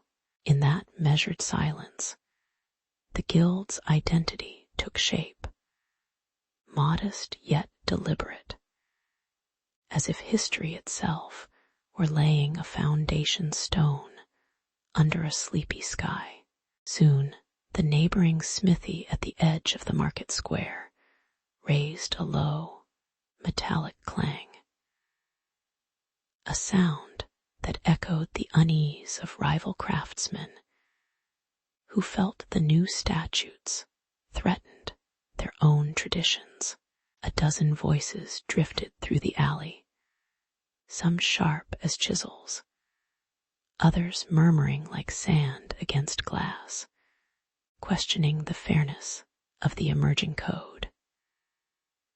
The council hall filled with the rustle of cloaks and the soft scrape of ink pens as petitions were placed upon a heavy oak table. Each request a small, trembling leaf in the wind of change. Tension lingered in the air, palpable as the faint heat from a dying furnace, and the council members exchanged measured glances, aware that any misstep might crack the delicate balance they were trying to forge. Yet the hum of distant market traders and the occasional clink of copper coins reminded everyone that commerce, like sleep, must continue despite the undercurrent of dispute. When the council finally convened, their deliberations unfolded with the quiet irony of a watchmaker adjusting gears that already seemed to turn of their own accord. They drafted a charter that listed 16 precise penalties, ranging from a modest fine in barley to the temporary suspension of a craftsman's badge, each clause written in a script so crisp it seemed to whisper against the stone walls. The irony lay in the fact that the most severe sanction involved a ritual of public apology performed before a hidden, blurred face of the guildmaster, a silhouette forever obscured by the flickering torchlight. As quills scratched, the council also inscribed a dispute resolution right that required both parties to sit on a low bench and share a simple loaf of bread, letting the warm crust soften any lingering bitterness.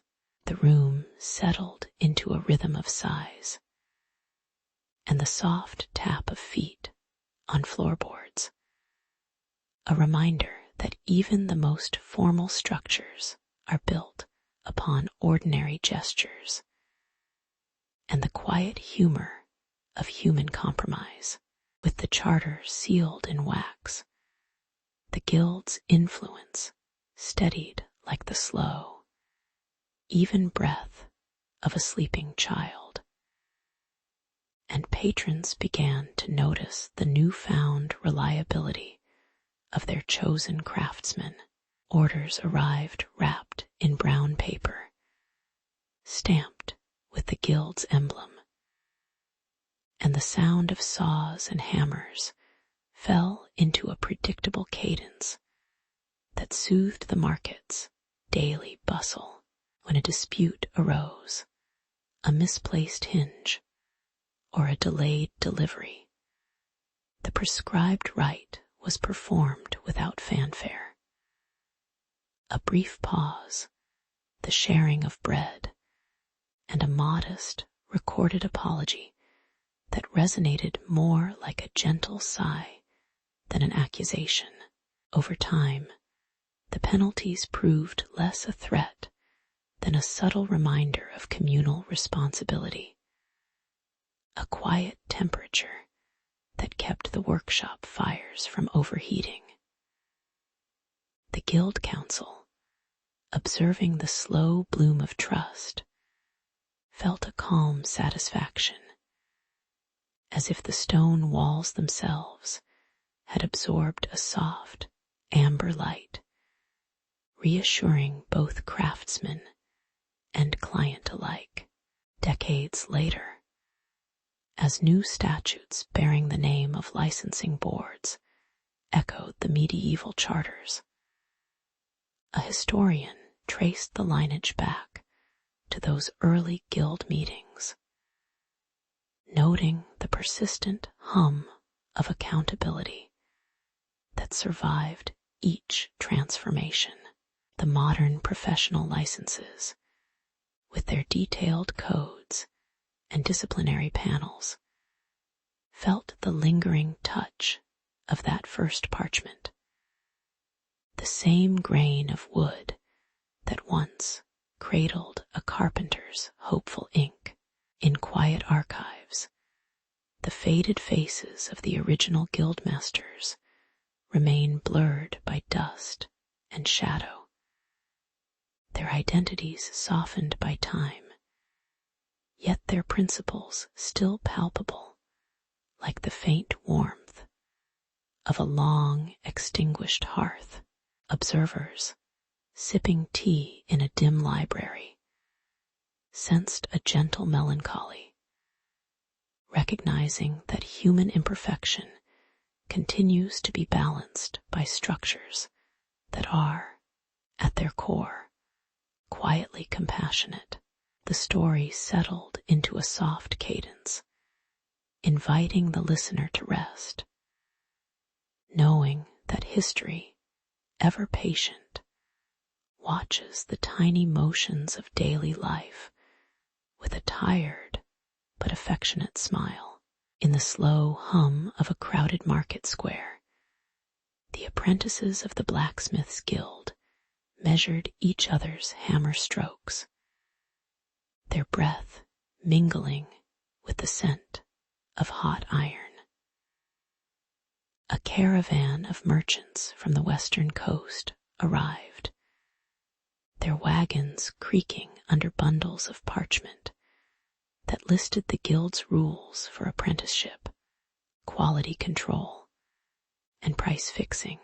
The townsfolk watched the papers unfold like a calm tide, noting the precise language that demanded apprentices to serve 3 years before a master could grant a journeyman's badge. Children perched on stone steps traced the faint ink with fingertips, feeling the texture of centuries-old conventions. The scrolls, warm from the sun, seemed to promise order amid the clamor of barter, and the guild's quiet authority drifted across the region like a soft, unhurried wind. When the merchants reached the fortified city of Alden, scholars in the municipal hall unrolled the same parchment on a wooden table, the fibers of the paper whispering against the stone. Their ink-stained hands compared the guild's clauses to the fledgling city statutes, noting gaps where transparency faltered, and where the guild's secrecy lingered like a muted drumbeat. Debates rose in measured tones, voices echoing off the vaulted ceiling as aldermen questioned whether the guild's power should dictate civic licensing. A clerk tapped his quill against the desk, the rhythm punctuating the growing tension between tradition and the city's desire for independent oversight. Outside, the market's clatter softened, but the internal discourse felt as dense as the smoke from a forge, hinting at a shift that could reshape professional authority. Soon, the council drafted a compromise that borrowed the guild's apprenticeship model while inserting clauses for public inspection, an irony that did not escape the seasoned scribes. They required that each journeyman's badge be displayed beside a town notice board, the metal gleam catching the late afternoon light like a shy smile. Yet the guild's representatives, their faces obscured by the shadow of their hoods, nodded approvingly, aware that the very act of openness would still be filtered through their established hierarchy. The townspeople observed the ceremony in quiet amusement, noting the gentle absurdity of a rigid medieval code being softened by municipal bureaucracy. In the background, the distant clang of a hammer persisted, reminding all of the enduring rhythm that underlay the subtle reforms. As the new ordinances took root, the city streets settled into a steadier cadence. Apprentices now filed their applications at a wooden desk warmed by the sun, the paper cool beneath their fingertips. The guild overseers, still cloaked but with softer gestures, guided the process with a measured patience that felt like the slow cooling of molten bronze. Market stalls exchanged quiet nods the scent of fresh bread mingling with the faint metallic perfume from the smithy, underscoring a sense of harmonious coexistence. The council's clerk stamped each license with a wax seal that hardened with a gentle hiss, the sound almost imperceptible amid the ambient murmurs of daily life.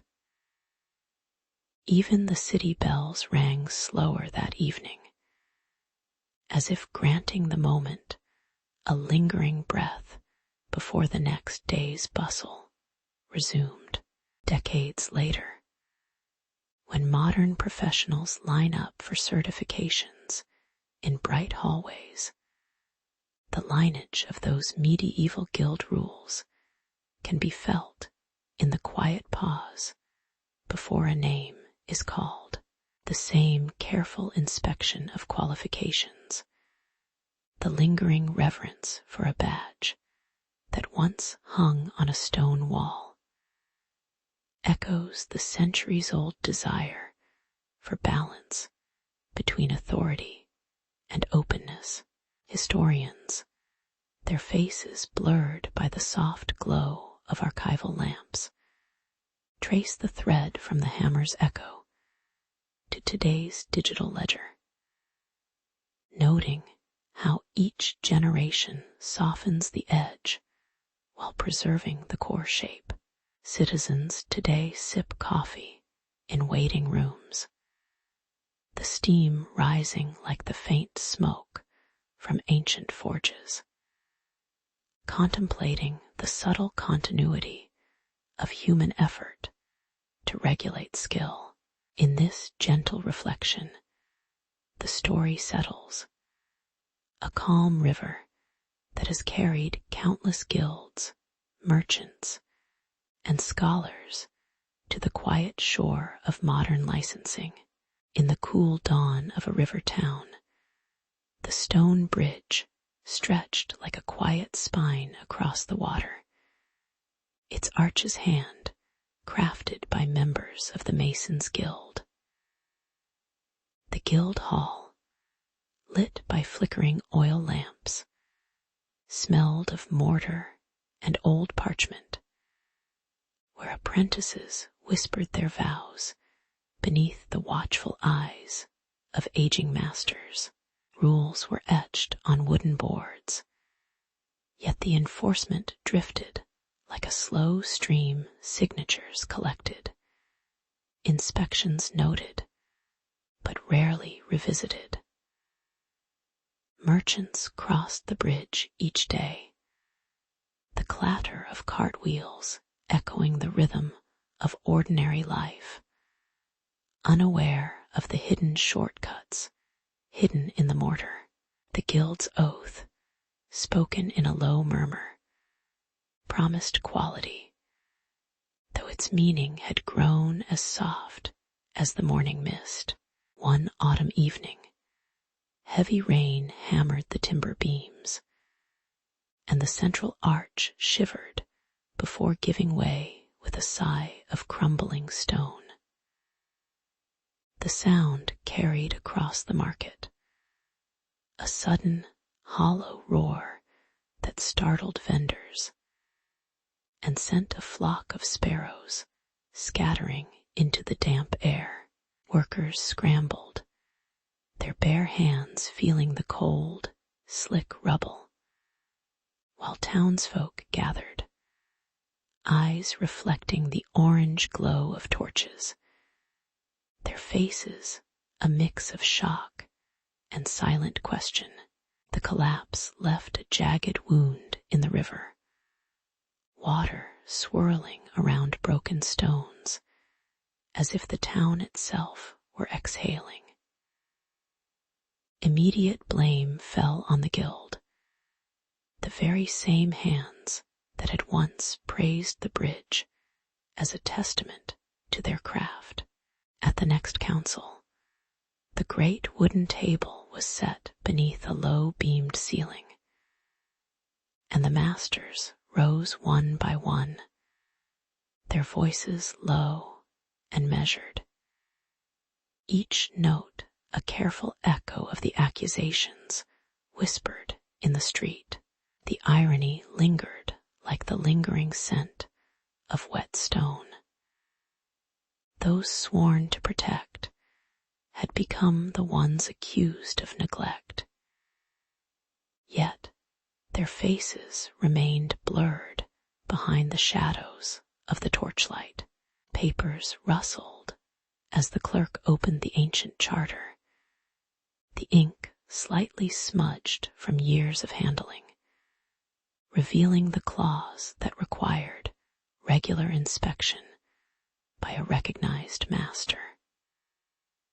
A younger apprentice, clutching a rough-hewn quill, proposed a written test, his voice barely disturbing the warm air, suggesting that knowledge be recorded as plainly as the bridge's dimensions.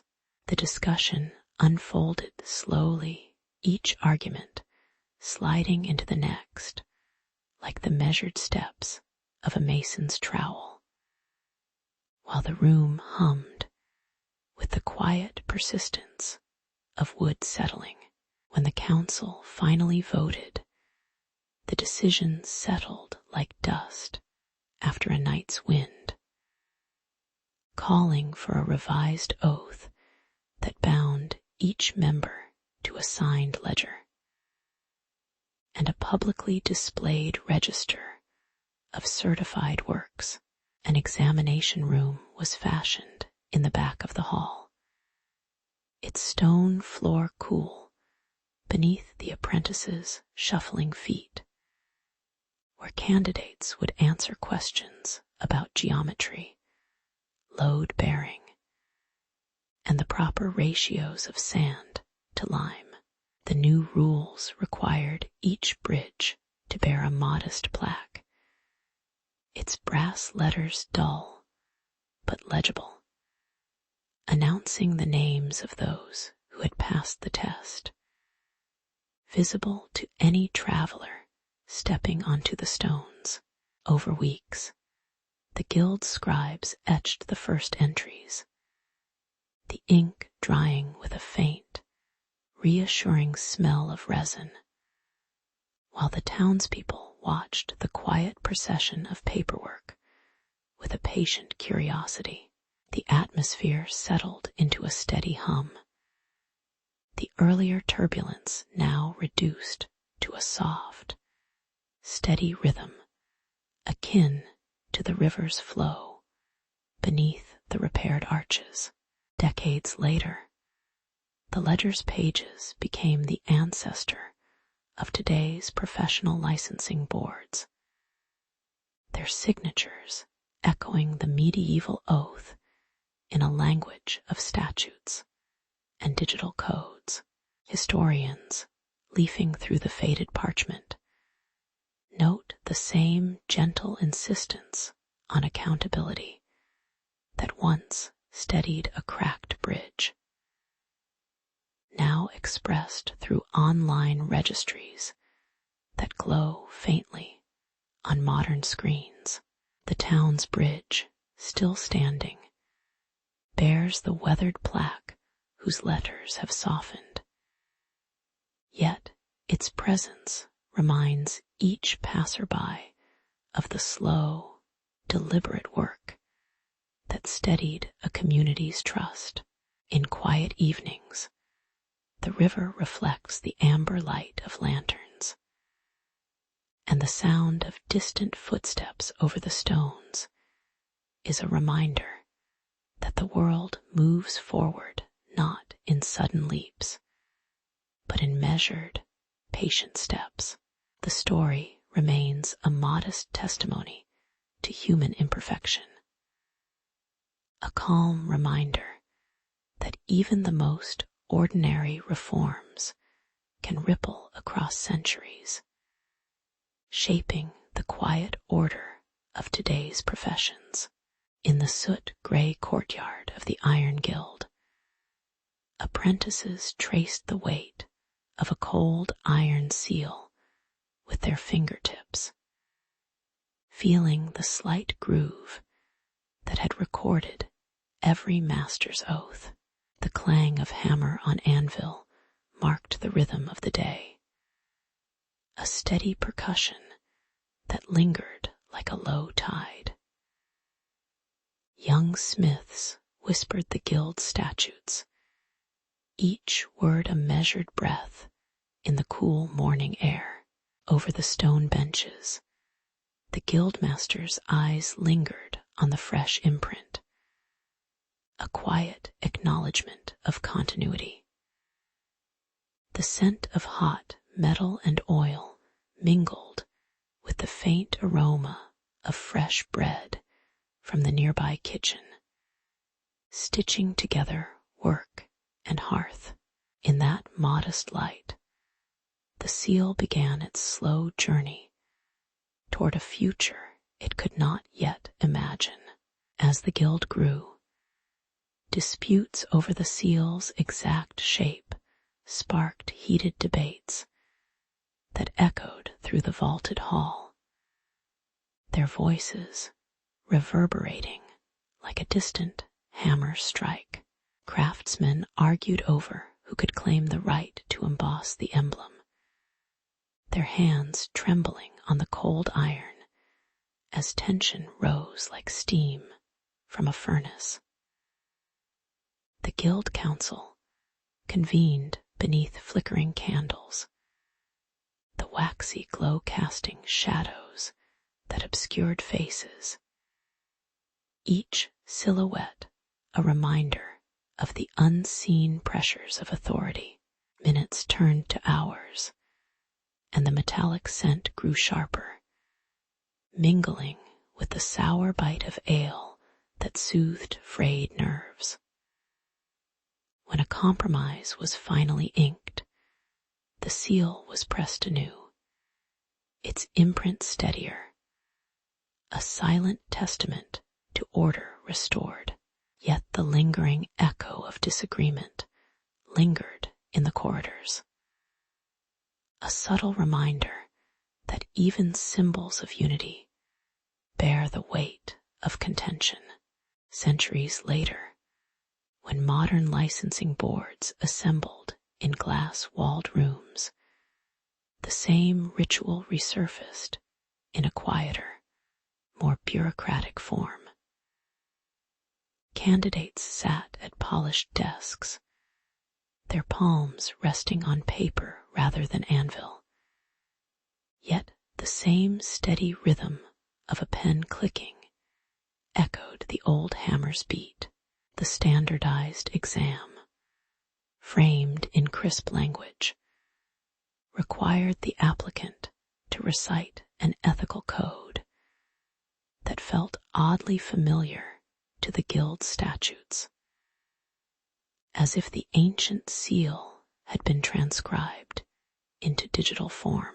A quiet chuckle rippled through the proctor's lips as he noticed the faint embossing of a hammer and anvil on every certificate, an ironic nod to a medieval tradition now rendered in ink and pixels. The temperature in the room hovered between the cool air of air conditioning and the faint warmth of a coffee mug, a subtle contrast to the furnace heat of the past. In that moment, the irony lay not in the ceremony itself, but in how solemnly the modern world preserved a ritual that once measured sparks and steel.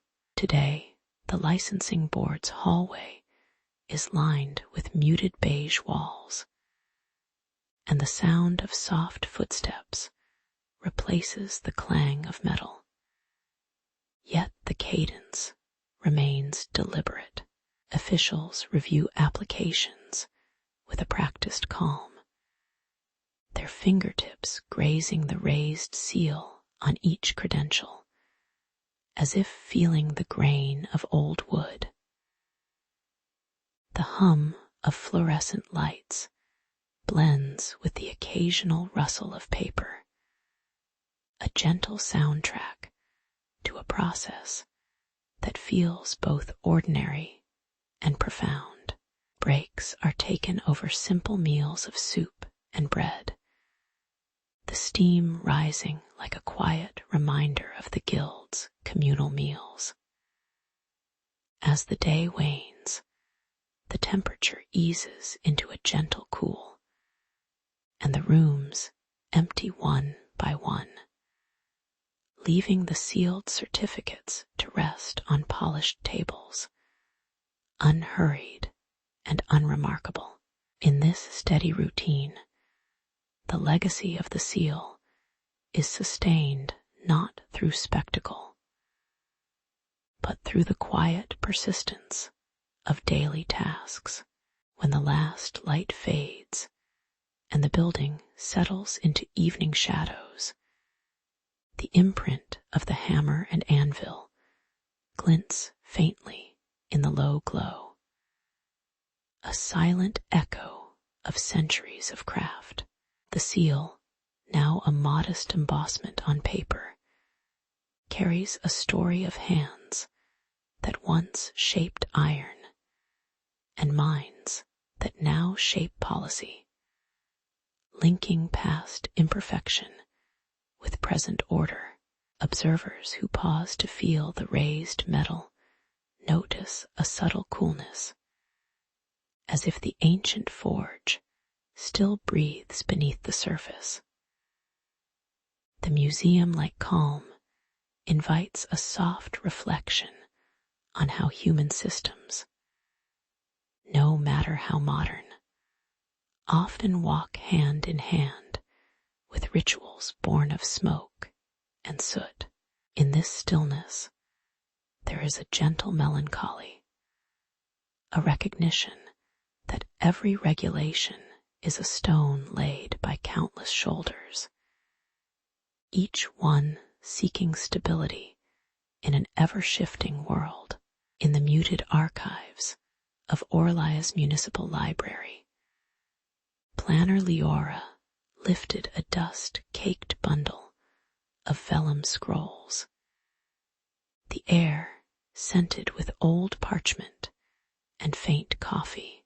The faded script described a medieval fortress whose stone walls and shallow moats once guarded a hilltop settlement. As she traced the inked outlines with fingertips, the quiet hum of the building's ventilation blended with the distant clatter of city buses. The description spoke of towers that gazed over fields now replaced by glass towers, a juxtaposition that felt both foreign and oddly familiar. A gentle curiosity settled over her, as steady as the ticking of the old clock on the wall, inviting her to wonder how such a structure could have been woven into the present day. The next morning, Leora spread the ancient map onto a large drafting table, its charcoal lines stark against the modern grid of streets printed on a glossy sheet. The contrast revealed a series of straight avenues that sliced the city like the arms of a former bastion, their intersections aligning with plazas that echoed the shape of old courtyards. A low murmur rose from the nearby construction site, the sound of steel girders being hoisted, reminding her that the city was still being built upon foundations she could barely see. She felt a tightening in her chest as the implied purpose of the layout, defense, control, refuge, clashed with the everyday rush of commuters and delivery trucks. The weight of history pressed against the sleek surface of her tablet, and for a moment the city's pulse seemed a little slower, as if waiting for a secret to be heard.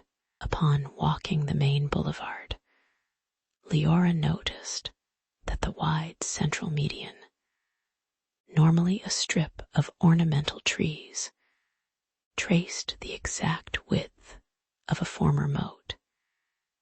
Its damp soil still colder under the morning sun. Pedestrians crossed over the median on footbridges that resembled the arches of watchtowers. Yet few glanced upward, their eyes fixed on smartphones that glowed like distant lanterns. The irony lay in the fact that these defensive features now served merely as scenic backdrops for street vendors arranging baskets of fresh figs.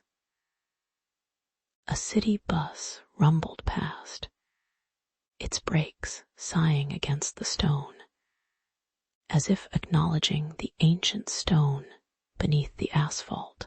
Leora smiled faintly, recognizing how the grand intent of protection had been reduced to a quiet choreography of daily errands.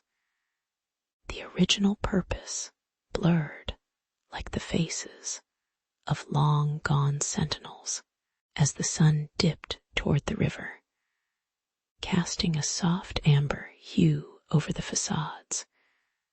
Leora paused at a corner cafe, where the clink of cups mingled with the rustle of leaves along the former wall line. The breeze carried a faint scent of earth, a reminder of the moat's lingering moisture that seeped through the paving stones.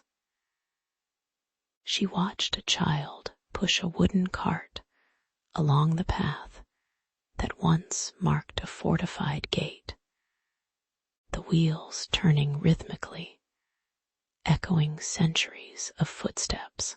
The city's hum settled into a steady, almost meditative rhythm, the occasional pigeon coo punctuating the quiet like a distant watchman's call.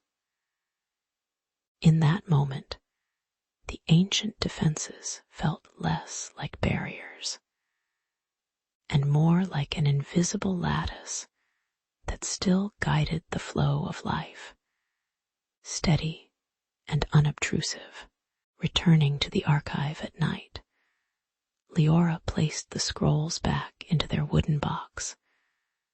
The soft click, a gentle closure to the day's contemplation. She considered how the walls, towers, and moats had been repurposed by a populace unaware of their origin. Each stone now a silent participant in the city's routine. The realization settled like dust on a shelf, modest yet profound.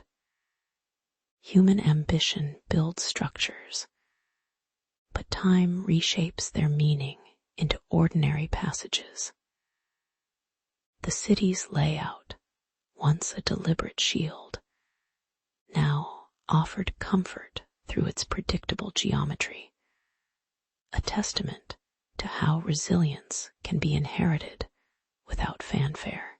With a quiet sigh, Leora noted that the most enduring defenses were not the bricks themselves, but the habit of moving forward, step by measured step, through streets that remembered a past they no longer needed to narrate. Leora stepped onto the cobblestones of the old quarter as the late afternoon light turned the terracotta roofs a soft amber. The scent of rain-damp stone mingled with the distant hum of a tram, while the narrow alleyway ahead seemed to inhale the day's last warmth. She had heard, in a forgotten municipal report, that the city's layout retained echoes of a medieval fortress. Yet the words felt as distant as a whispered legend. With a notebook clutched against her chest, she traced with her eyes the rhythm of the street, noting the way certain passages narrowed like the throat of a long forgotten gate.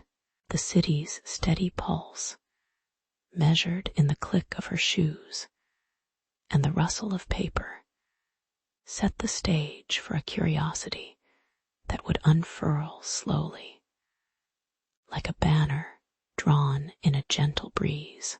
The next morning, after a drizzle left the pavement slick, Leora followed a line of faded plaster markers that led her to a low, steel-grated opening hidden behind a laundry shop. The metal clanged faintly as she lifted it, revealing a stairwell descending into darkness, the air cooler and scented with earth and old brick mortar. As she descended, the echo of her footsteps rang against vaulted stone, a reminder of the defensive arches that once repelled siege engines. The tunnel widened into a network of narrow corridors, each lined with riveted iron lanterns, whose light flickered like a cautious sentinel. A distant murmur of water hinted at an ancient moat, now redirected into the city's modern flood control, and the tension of hidden purpose settled around her like a thin veil of mist. Emerging at a concealed exit, Leora found herself on a raised walkway that floated above a bustling market square, its wooden planks worn smooth by countless pedestrians.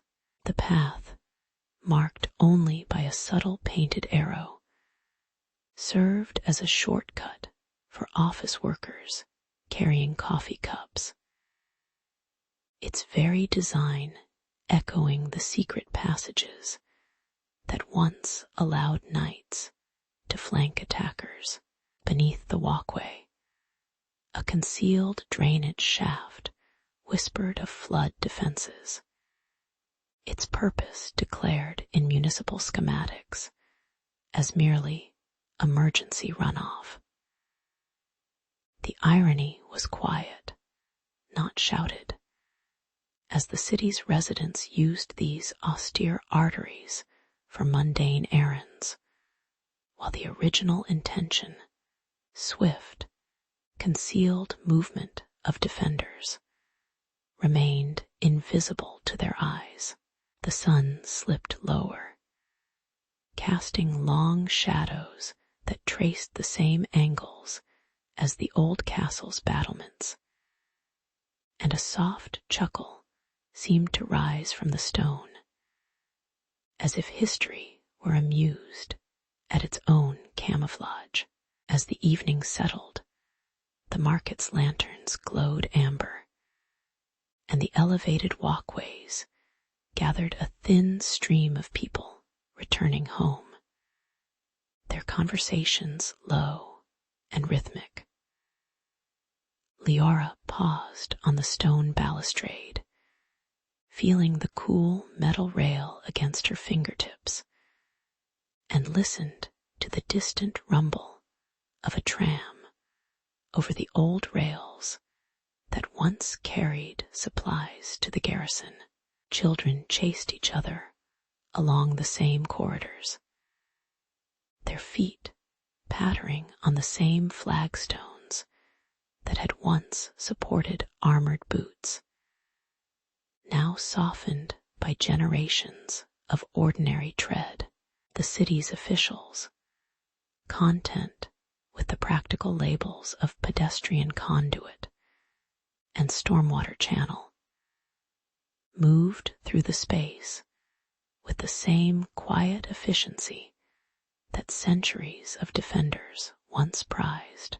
A faint breeze brushed the terrace, carrying the scent of baking bread, and the whole scene settled into a steady rhythm, as if the ancient defensive heart had found a new, unhurried pulse. Later, Leora recorded her observations in a journal that smelled of ink and rain-soaked paper, noting how the concealed architecture stitched together past and present with invisible thread. She reflected on the paradox that the strongest fortifications were no longer needed to ward off armies. Yet they persisted, quietly guiding crowds and draining floods, their purpose transformed yet unchanged in spirit. The city's stone arteries, once designed for warning horns and clashing steel, now murmured only with the soft footfalls of daily life. A gentle reminder that human intent can be reshaped without losing its core.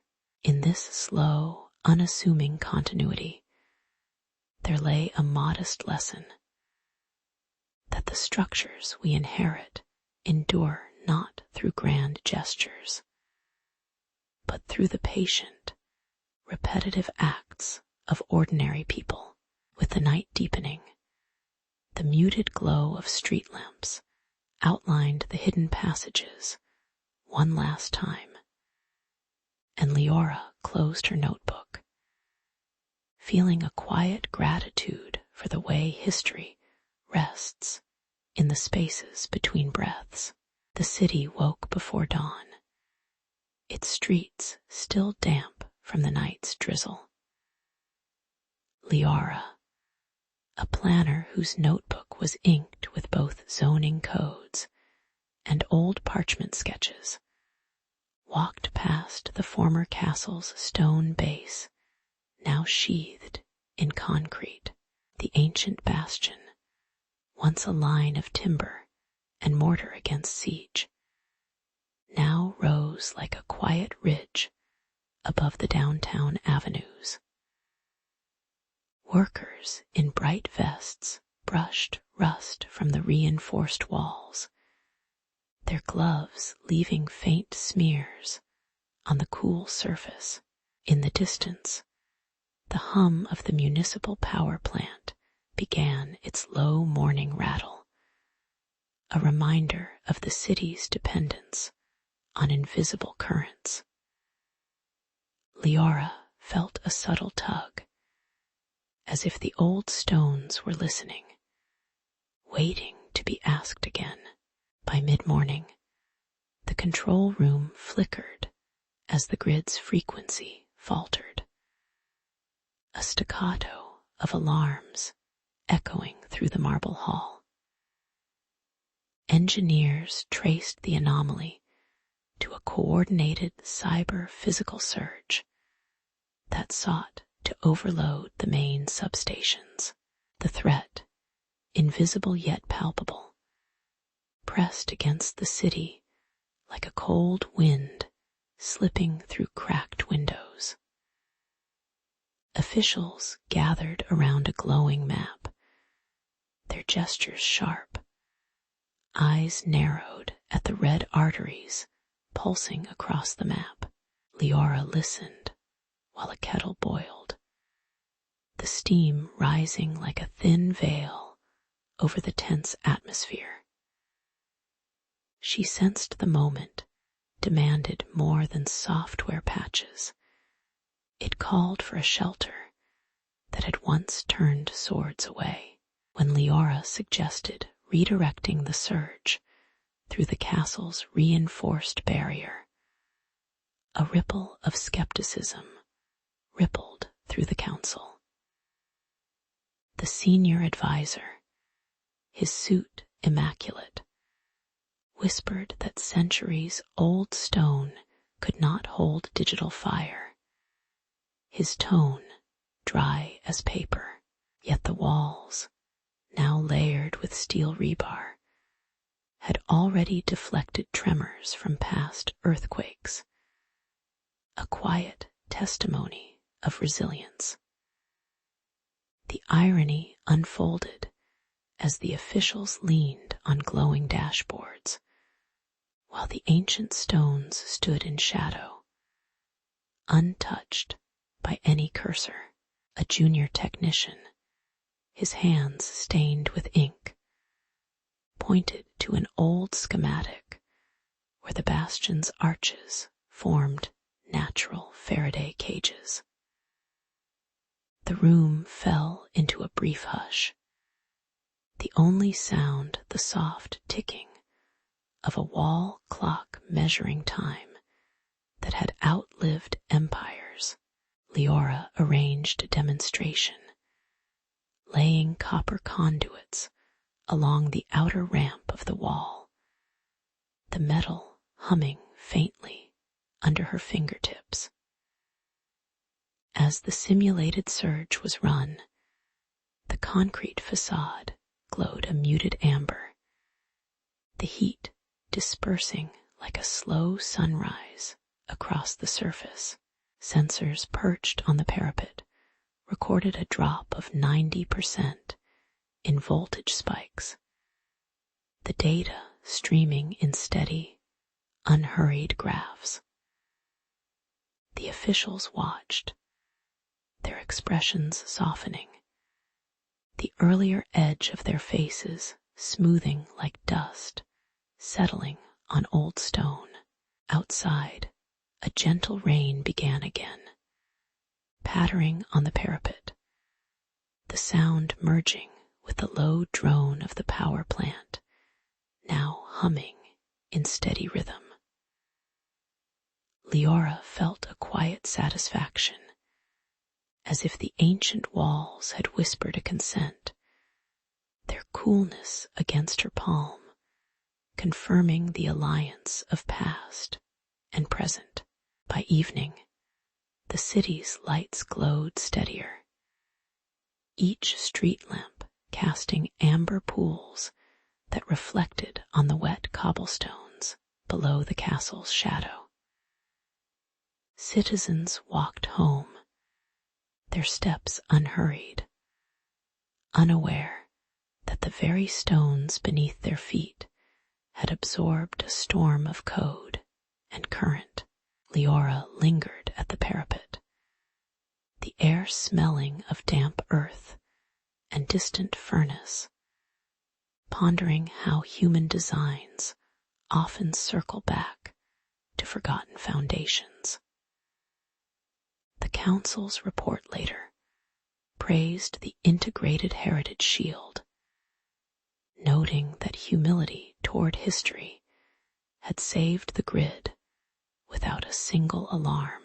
In the archives, a blurred portrait of a medieval commander stared from an old vellum, his face hidden by shadow, a reminder that wisdom often wears anonymity.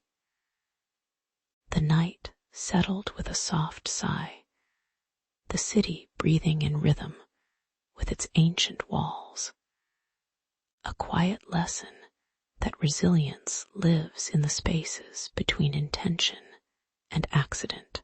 In the early light of the 5th century of Orlia's renewal, the city stretched between river and rail, its streets humming with the soft scrape of tram wheels.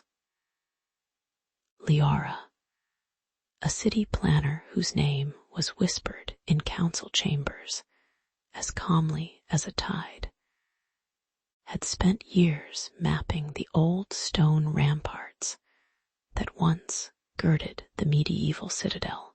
Her notebooks were filled with faded diagrams of narrow passageways and dry stone courtyards, now overlaid with zoning codes and pedestrian lighting plans. Beneath the glossy veneer of glass storefronts, A network of concealed gutters and reinforced plazas waited, their concrete veins echoing the ditches of a long forgotten moat. The design was intended for rain, for festivals, for the gentle ebb of daily life. Yet it bore the silent promise of a defense older than the city's newest skyline. As the sun warmed the terracotta tiles, a quiet anticipation lingered in the air, as if the stones themselves were listening. At noon, a low drone chorus sliced through the amber haze, the whir of rotors striking the stillness like a sudden wind over a still pond. The swarm moved in tight formation, their sleek silhouettes reflecting off the glass of the central plaza, casting fleeting shadows on the crowds below. Alarm bells on office consoles flickered, and the scent of ozone mingled with the street market spices as pedestrians glanced upward, their steps faltering. Leora stood on the roof of the old watchtower, feeling the vibration through the metal rail, and she raised a hand to the hidden console that glowed with a soft amber pulse. In that moment, the city's ordinary rhythm cracked, replaced by a pulse that sounded like distant drums, urging people to move, to redirect, to trust the unseen channels beneath their feet. The air grew cooler as the drones pressed forward, and the first droplets of rain, summoned by the emergency system, fell upon the pavement with a muted patter. The traffic lights, normally blinking in lazy amber, switched to a predetermined pattern that funneled cars into the narrow lanes once used by horse-drawn messengers. Those cramped alleys, now filled with the soft hiss of electric brakes, became bottlenecks that slowed the swarm's line of sight, an effect the planners had only imagined in ancient siege manuals. Simultaneously, the floodable plazas, designed to host seasonal markets, opened their sluice gates, allowing water to rise and create shallow moons of reflection that turned the drone's lenses into rippling mirrors. From the tall rooftops, signal relays flickered, their tiny lamps sending coded flashes that resembled the old beacon fires, guiding the city's response with a quiet efficiency. Passers-by, accustomed to waiting for coffee, now paused under the dripping arches, watching the water cascade like an unexpected fountain. Their expressions, a mixture of bemusement and resigned patience. The irony lay in how the ancient art of siege, once a brutal contest of stone and fire, had been repurposed into a choreography of traffic, rain, and light, all without a single shout. As the water settled and the lanes emptied, the drones drifted lower, their propellers humming a softer, irregular cadence that blended with the distant hum of the city's HVAC systems. The floodwaters receded through the permeable pavement, leaving a cool, earthy scent that lingered on the sidewalks, mingling with the faint aroma of freshly baked bread from a nearby bakery. Citizens resumed their walks, their shoes making gentle clicks on the wet stone, and the watchtower's lanterns dimmed to a steady glow, signaling that the immediate threat had passed. Leora descended the staircase, feeling the weight of the night air on her coat, and she exchanged a quiet nod with a street vendor who offered her a warm croissant, a simple gesture that felt like a treaty. The city's pulse returned to its usual measured rhythm, the traffic lights cycling lazily, the plazas once again humming with chatter, and the drones hovered at a respectful distance, like distant birds observing a quiet meadow. In the lingering twilight, the stone walls that had inspired the hidden defenses seemed to sigh, content that their legacy persisted in concrete and code. Later, beneath the dim glow of street lamps, Leora walked along the old moat's former path, now a paved promenade lined with elm trees that whispered softly in the night breeze. She thought of the blurred faces of the ancient engineers, their silhouettes lost in the fog of history. Yet their strategies lived on in the city's veins.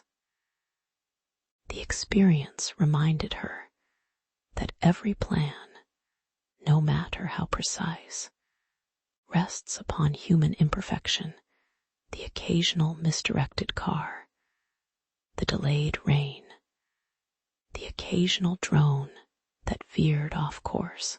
Yet there was comfort in the notion that the city had learned to turn those imperfections into a gentle resilience, a quiet humor that steadied the heart of Orlia. As she paused on a bench, the cool stone under her fingertips echoed the weight of centuries, and she allowed the silence to settle, a soft acknowledgement that history, like sleep, is a slow, steady march toward understanding. The night deepened, and the city exhaled, its ancient walls and modern streets sharing a common breath, each cradling the other in a lullaby of endurance. When Leora first stood on the cracked cobblestones that once marched beneath the old castle, the distant hum of traffic seemed a soft echo of clanking armor, and she felt the stone's coolness still in the air. The city, now cradled by a river that had long since quieted its rush, had a new safety in its modern walls. Yet the ancient bastion lay, hidden beneath the streets, like a sleeping giant. Leora traced the outlines of centuries old ramparts on a trembling parchment, noting how the thick walls redirected wind and the narrow passages channeled footfall.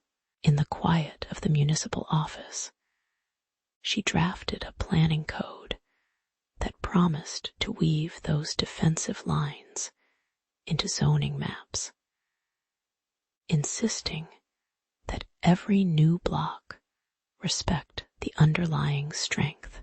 The ink dried with the faint scent of lime, a reminder that the past could be measured in present minutes. Soon the draft met the bustling draftsmen of the development office, whose keyboards clicked like restless hammers against the old stone foundations. A council meeting swelled with voices that rose and fell like waves against a fortified shore, and the room trembled with the uneasy feeling of a wind finding a new crack. Some builders argued that the hidden walls would delay foundations, their shovels striking rock and sending a sharp clatter that reverberated through the hall. The city's planners pressed their palms to the cool steel tables, feeling the faint vibration of the ancient fort's heartbeat beneath the surface. As the sun slipped lower, a muted tension settled, like the moment before a gate creaks open. Yet no one raised their voice beyond a measured sigh. When the first concrete slab finally set, the unexpected emerged. A narrow slit, once meant for arrows, now framed a blooming window box of lavender, its scent drifting over the sidewalk. Children, unaware of the stone's former purpose, chased each other through a cul-de-sac that traced the curve of an old curtain wall, their laughter echoing against the same stones that once rang with war cries. The city's cyclists rode past the former moat, now a shallow garden channel where rainwater collected in quiet pools, reflecting the amber streetlights like muted shields. Residents hung lanterns at the edge of a former guard tower, the soft glow turning the silhouette into a gentle reminder rather than a warning. In this quiet irony, the defensive geometry became a scaffold for community. Its purpose softened, but its presence unmistakable. As evening settled, the streets glowed with a warm amber hue that seeped into the stone walls, making the old masonry feel like a living skin warmed by the day's last breath. The city's rhythm slowed, footsteps paced at a measured tempo, and the distant murmur of traffic softened to a lullaby that the ancient towers seemed to hum back. Residents paused on verandas, fingers tracing the cool curvature of a repurposed buttress, feeling the texture of centuries beneath their skin. The air carried a faint scent of earth and stone, mingling with the aroma of fresh bread from a nearby bakery, creating a comforting blend of history and daily life. In this calm, the hidden bastion network pulsed quietly, a steady backbone that kept the modern streets steady without demanding attention. Later, under the low light of a street lamp, Leora walked the length of the newly named Bastion Avenue, her hands brushing the smooth stone that had once deflected swords and now guided pedestrians. She reflected on how the city's code had become a silent promise, a pact between stone and steel that honored the perseverance of those who built before. The citizens gathered at a modest square, sharing stories over steaming cups, their faces soft with the gentle humor of knowing they lived atop a fortress without ever needing its swords. The night air settled like a quilt, the distant hum of the river a low, reassuring thrum against the city's pulse. In that still moment, the legacy of the stone and steel whispered that resilience can be woven into everyday pathways. A quiet lesson that history, even when asleep, continues to shape the steps we take.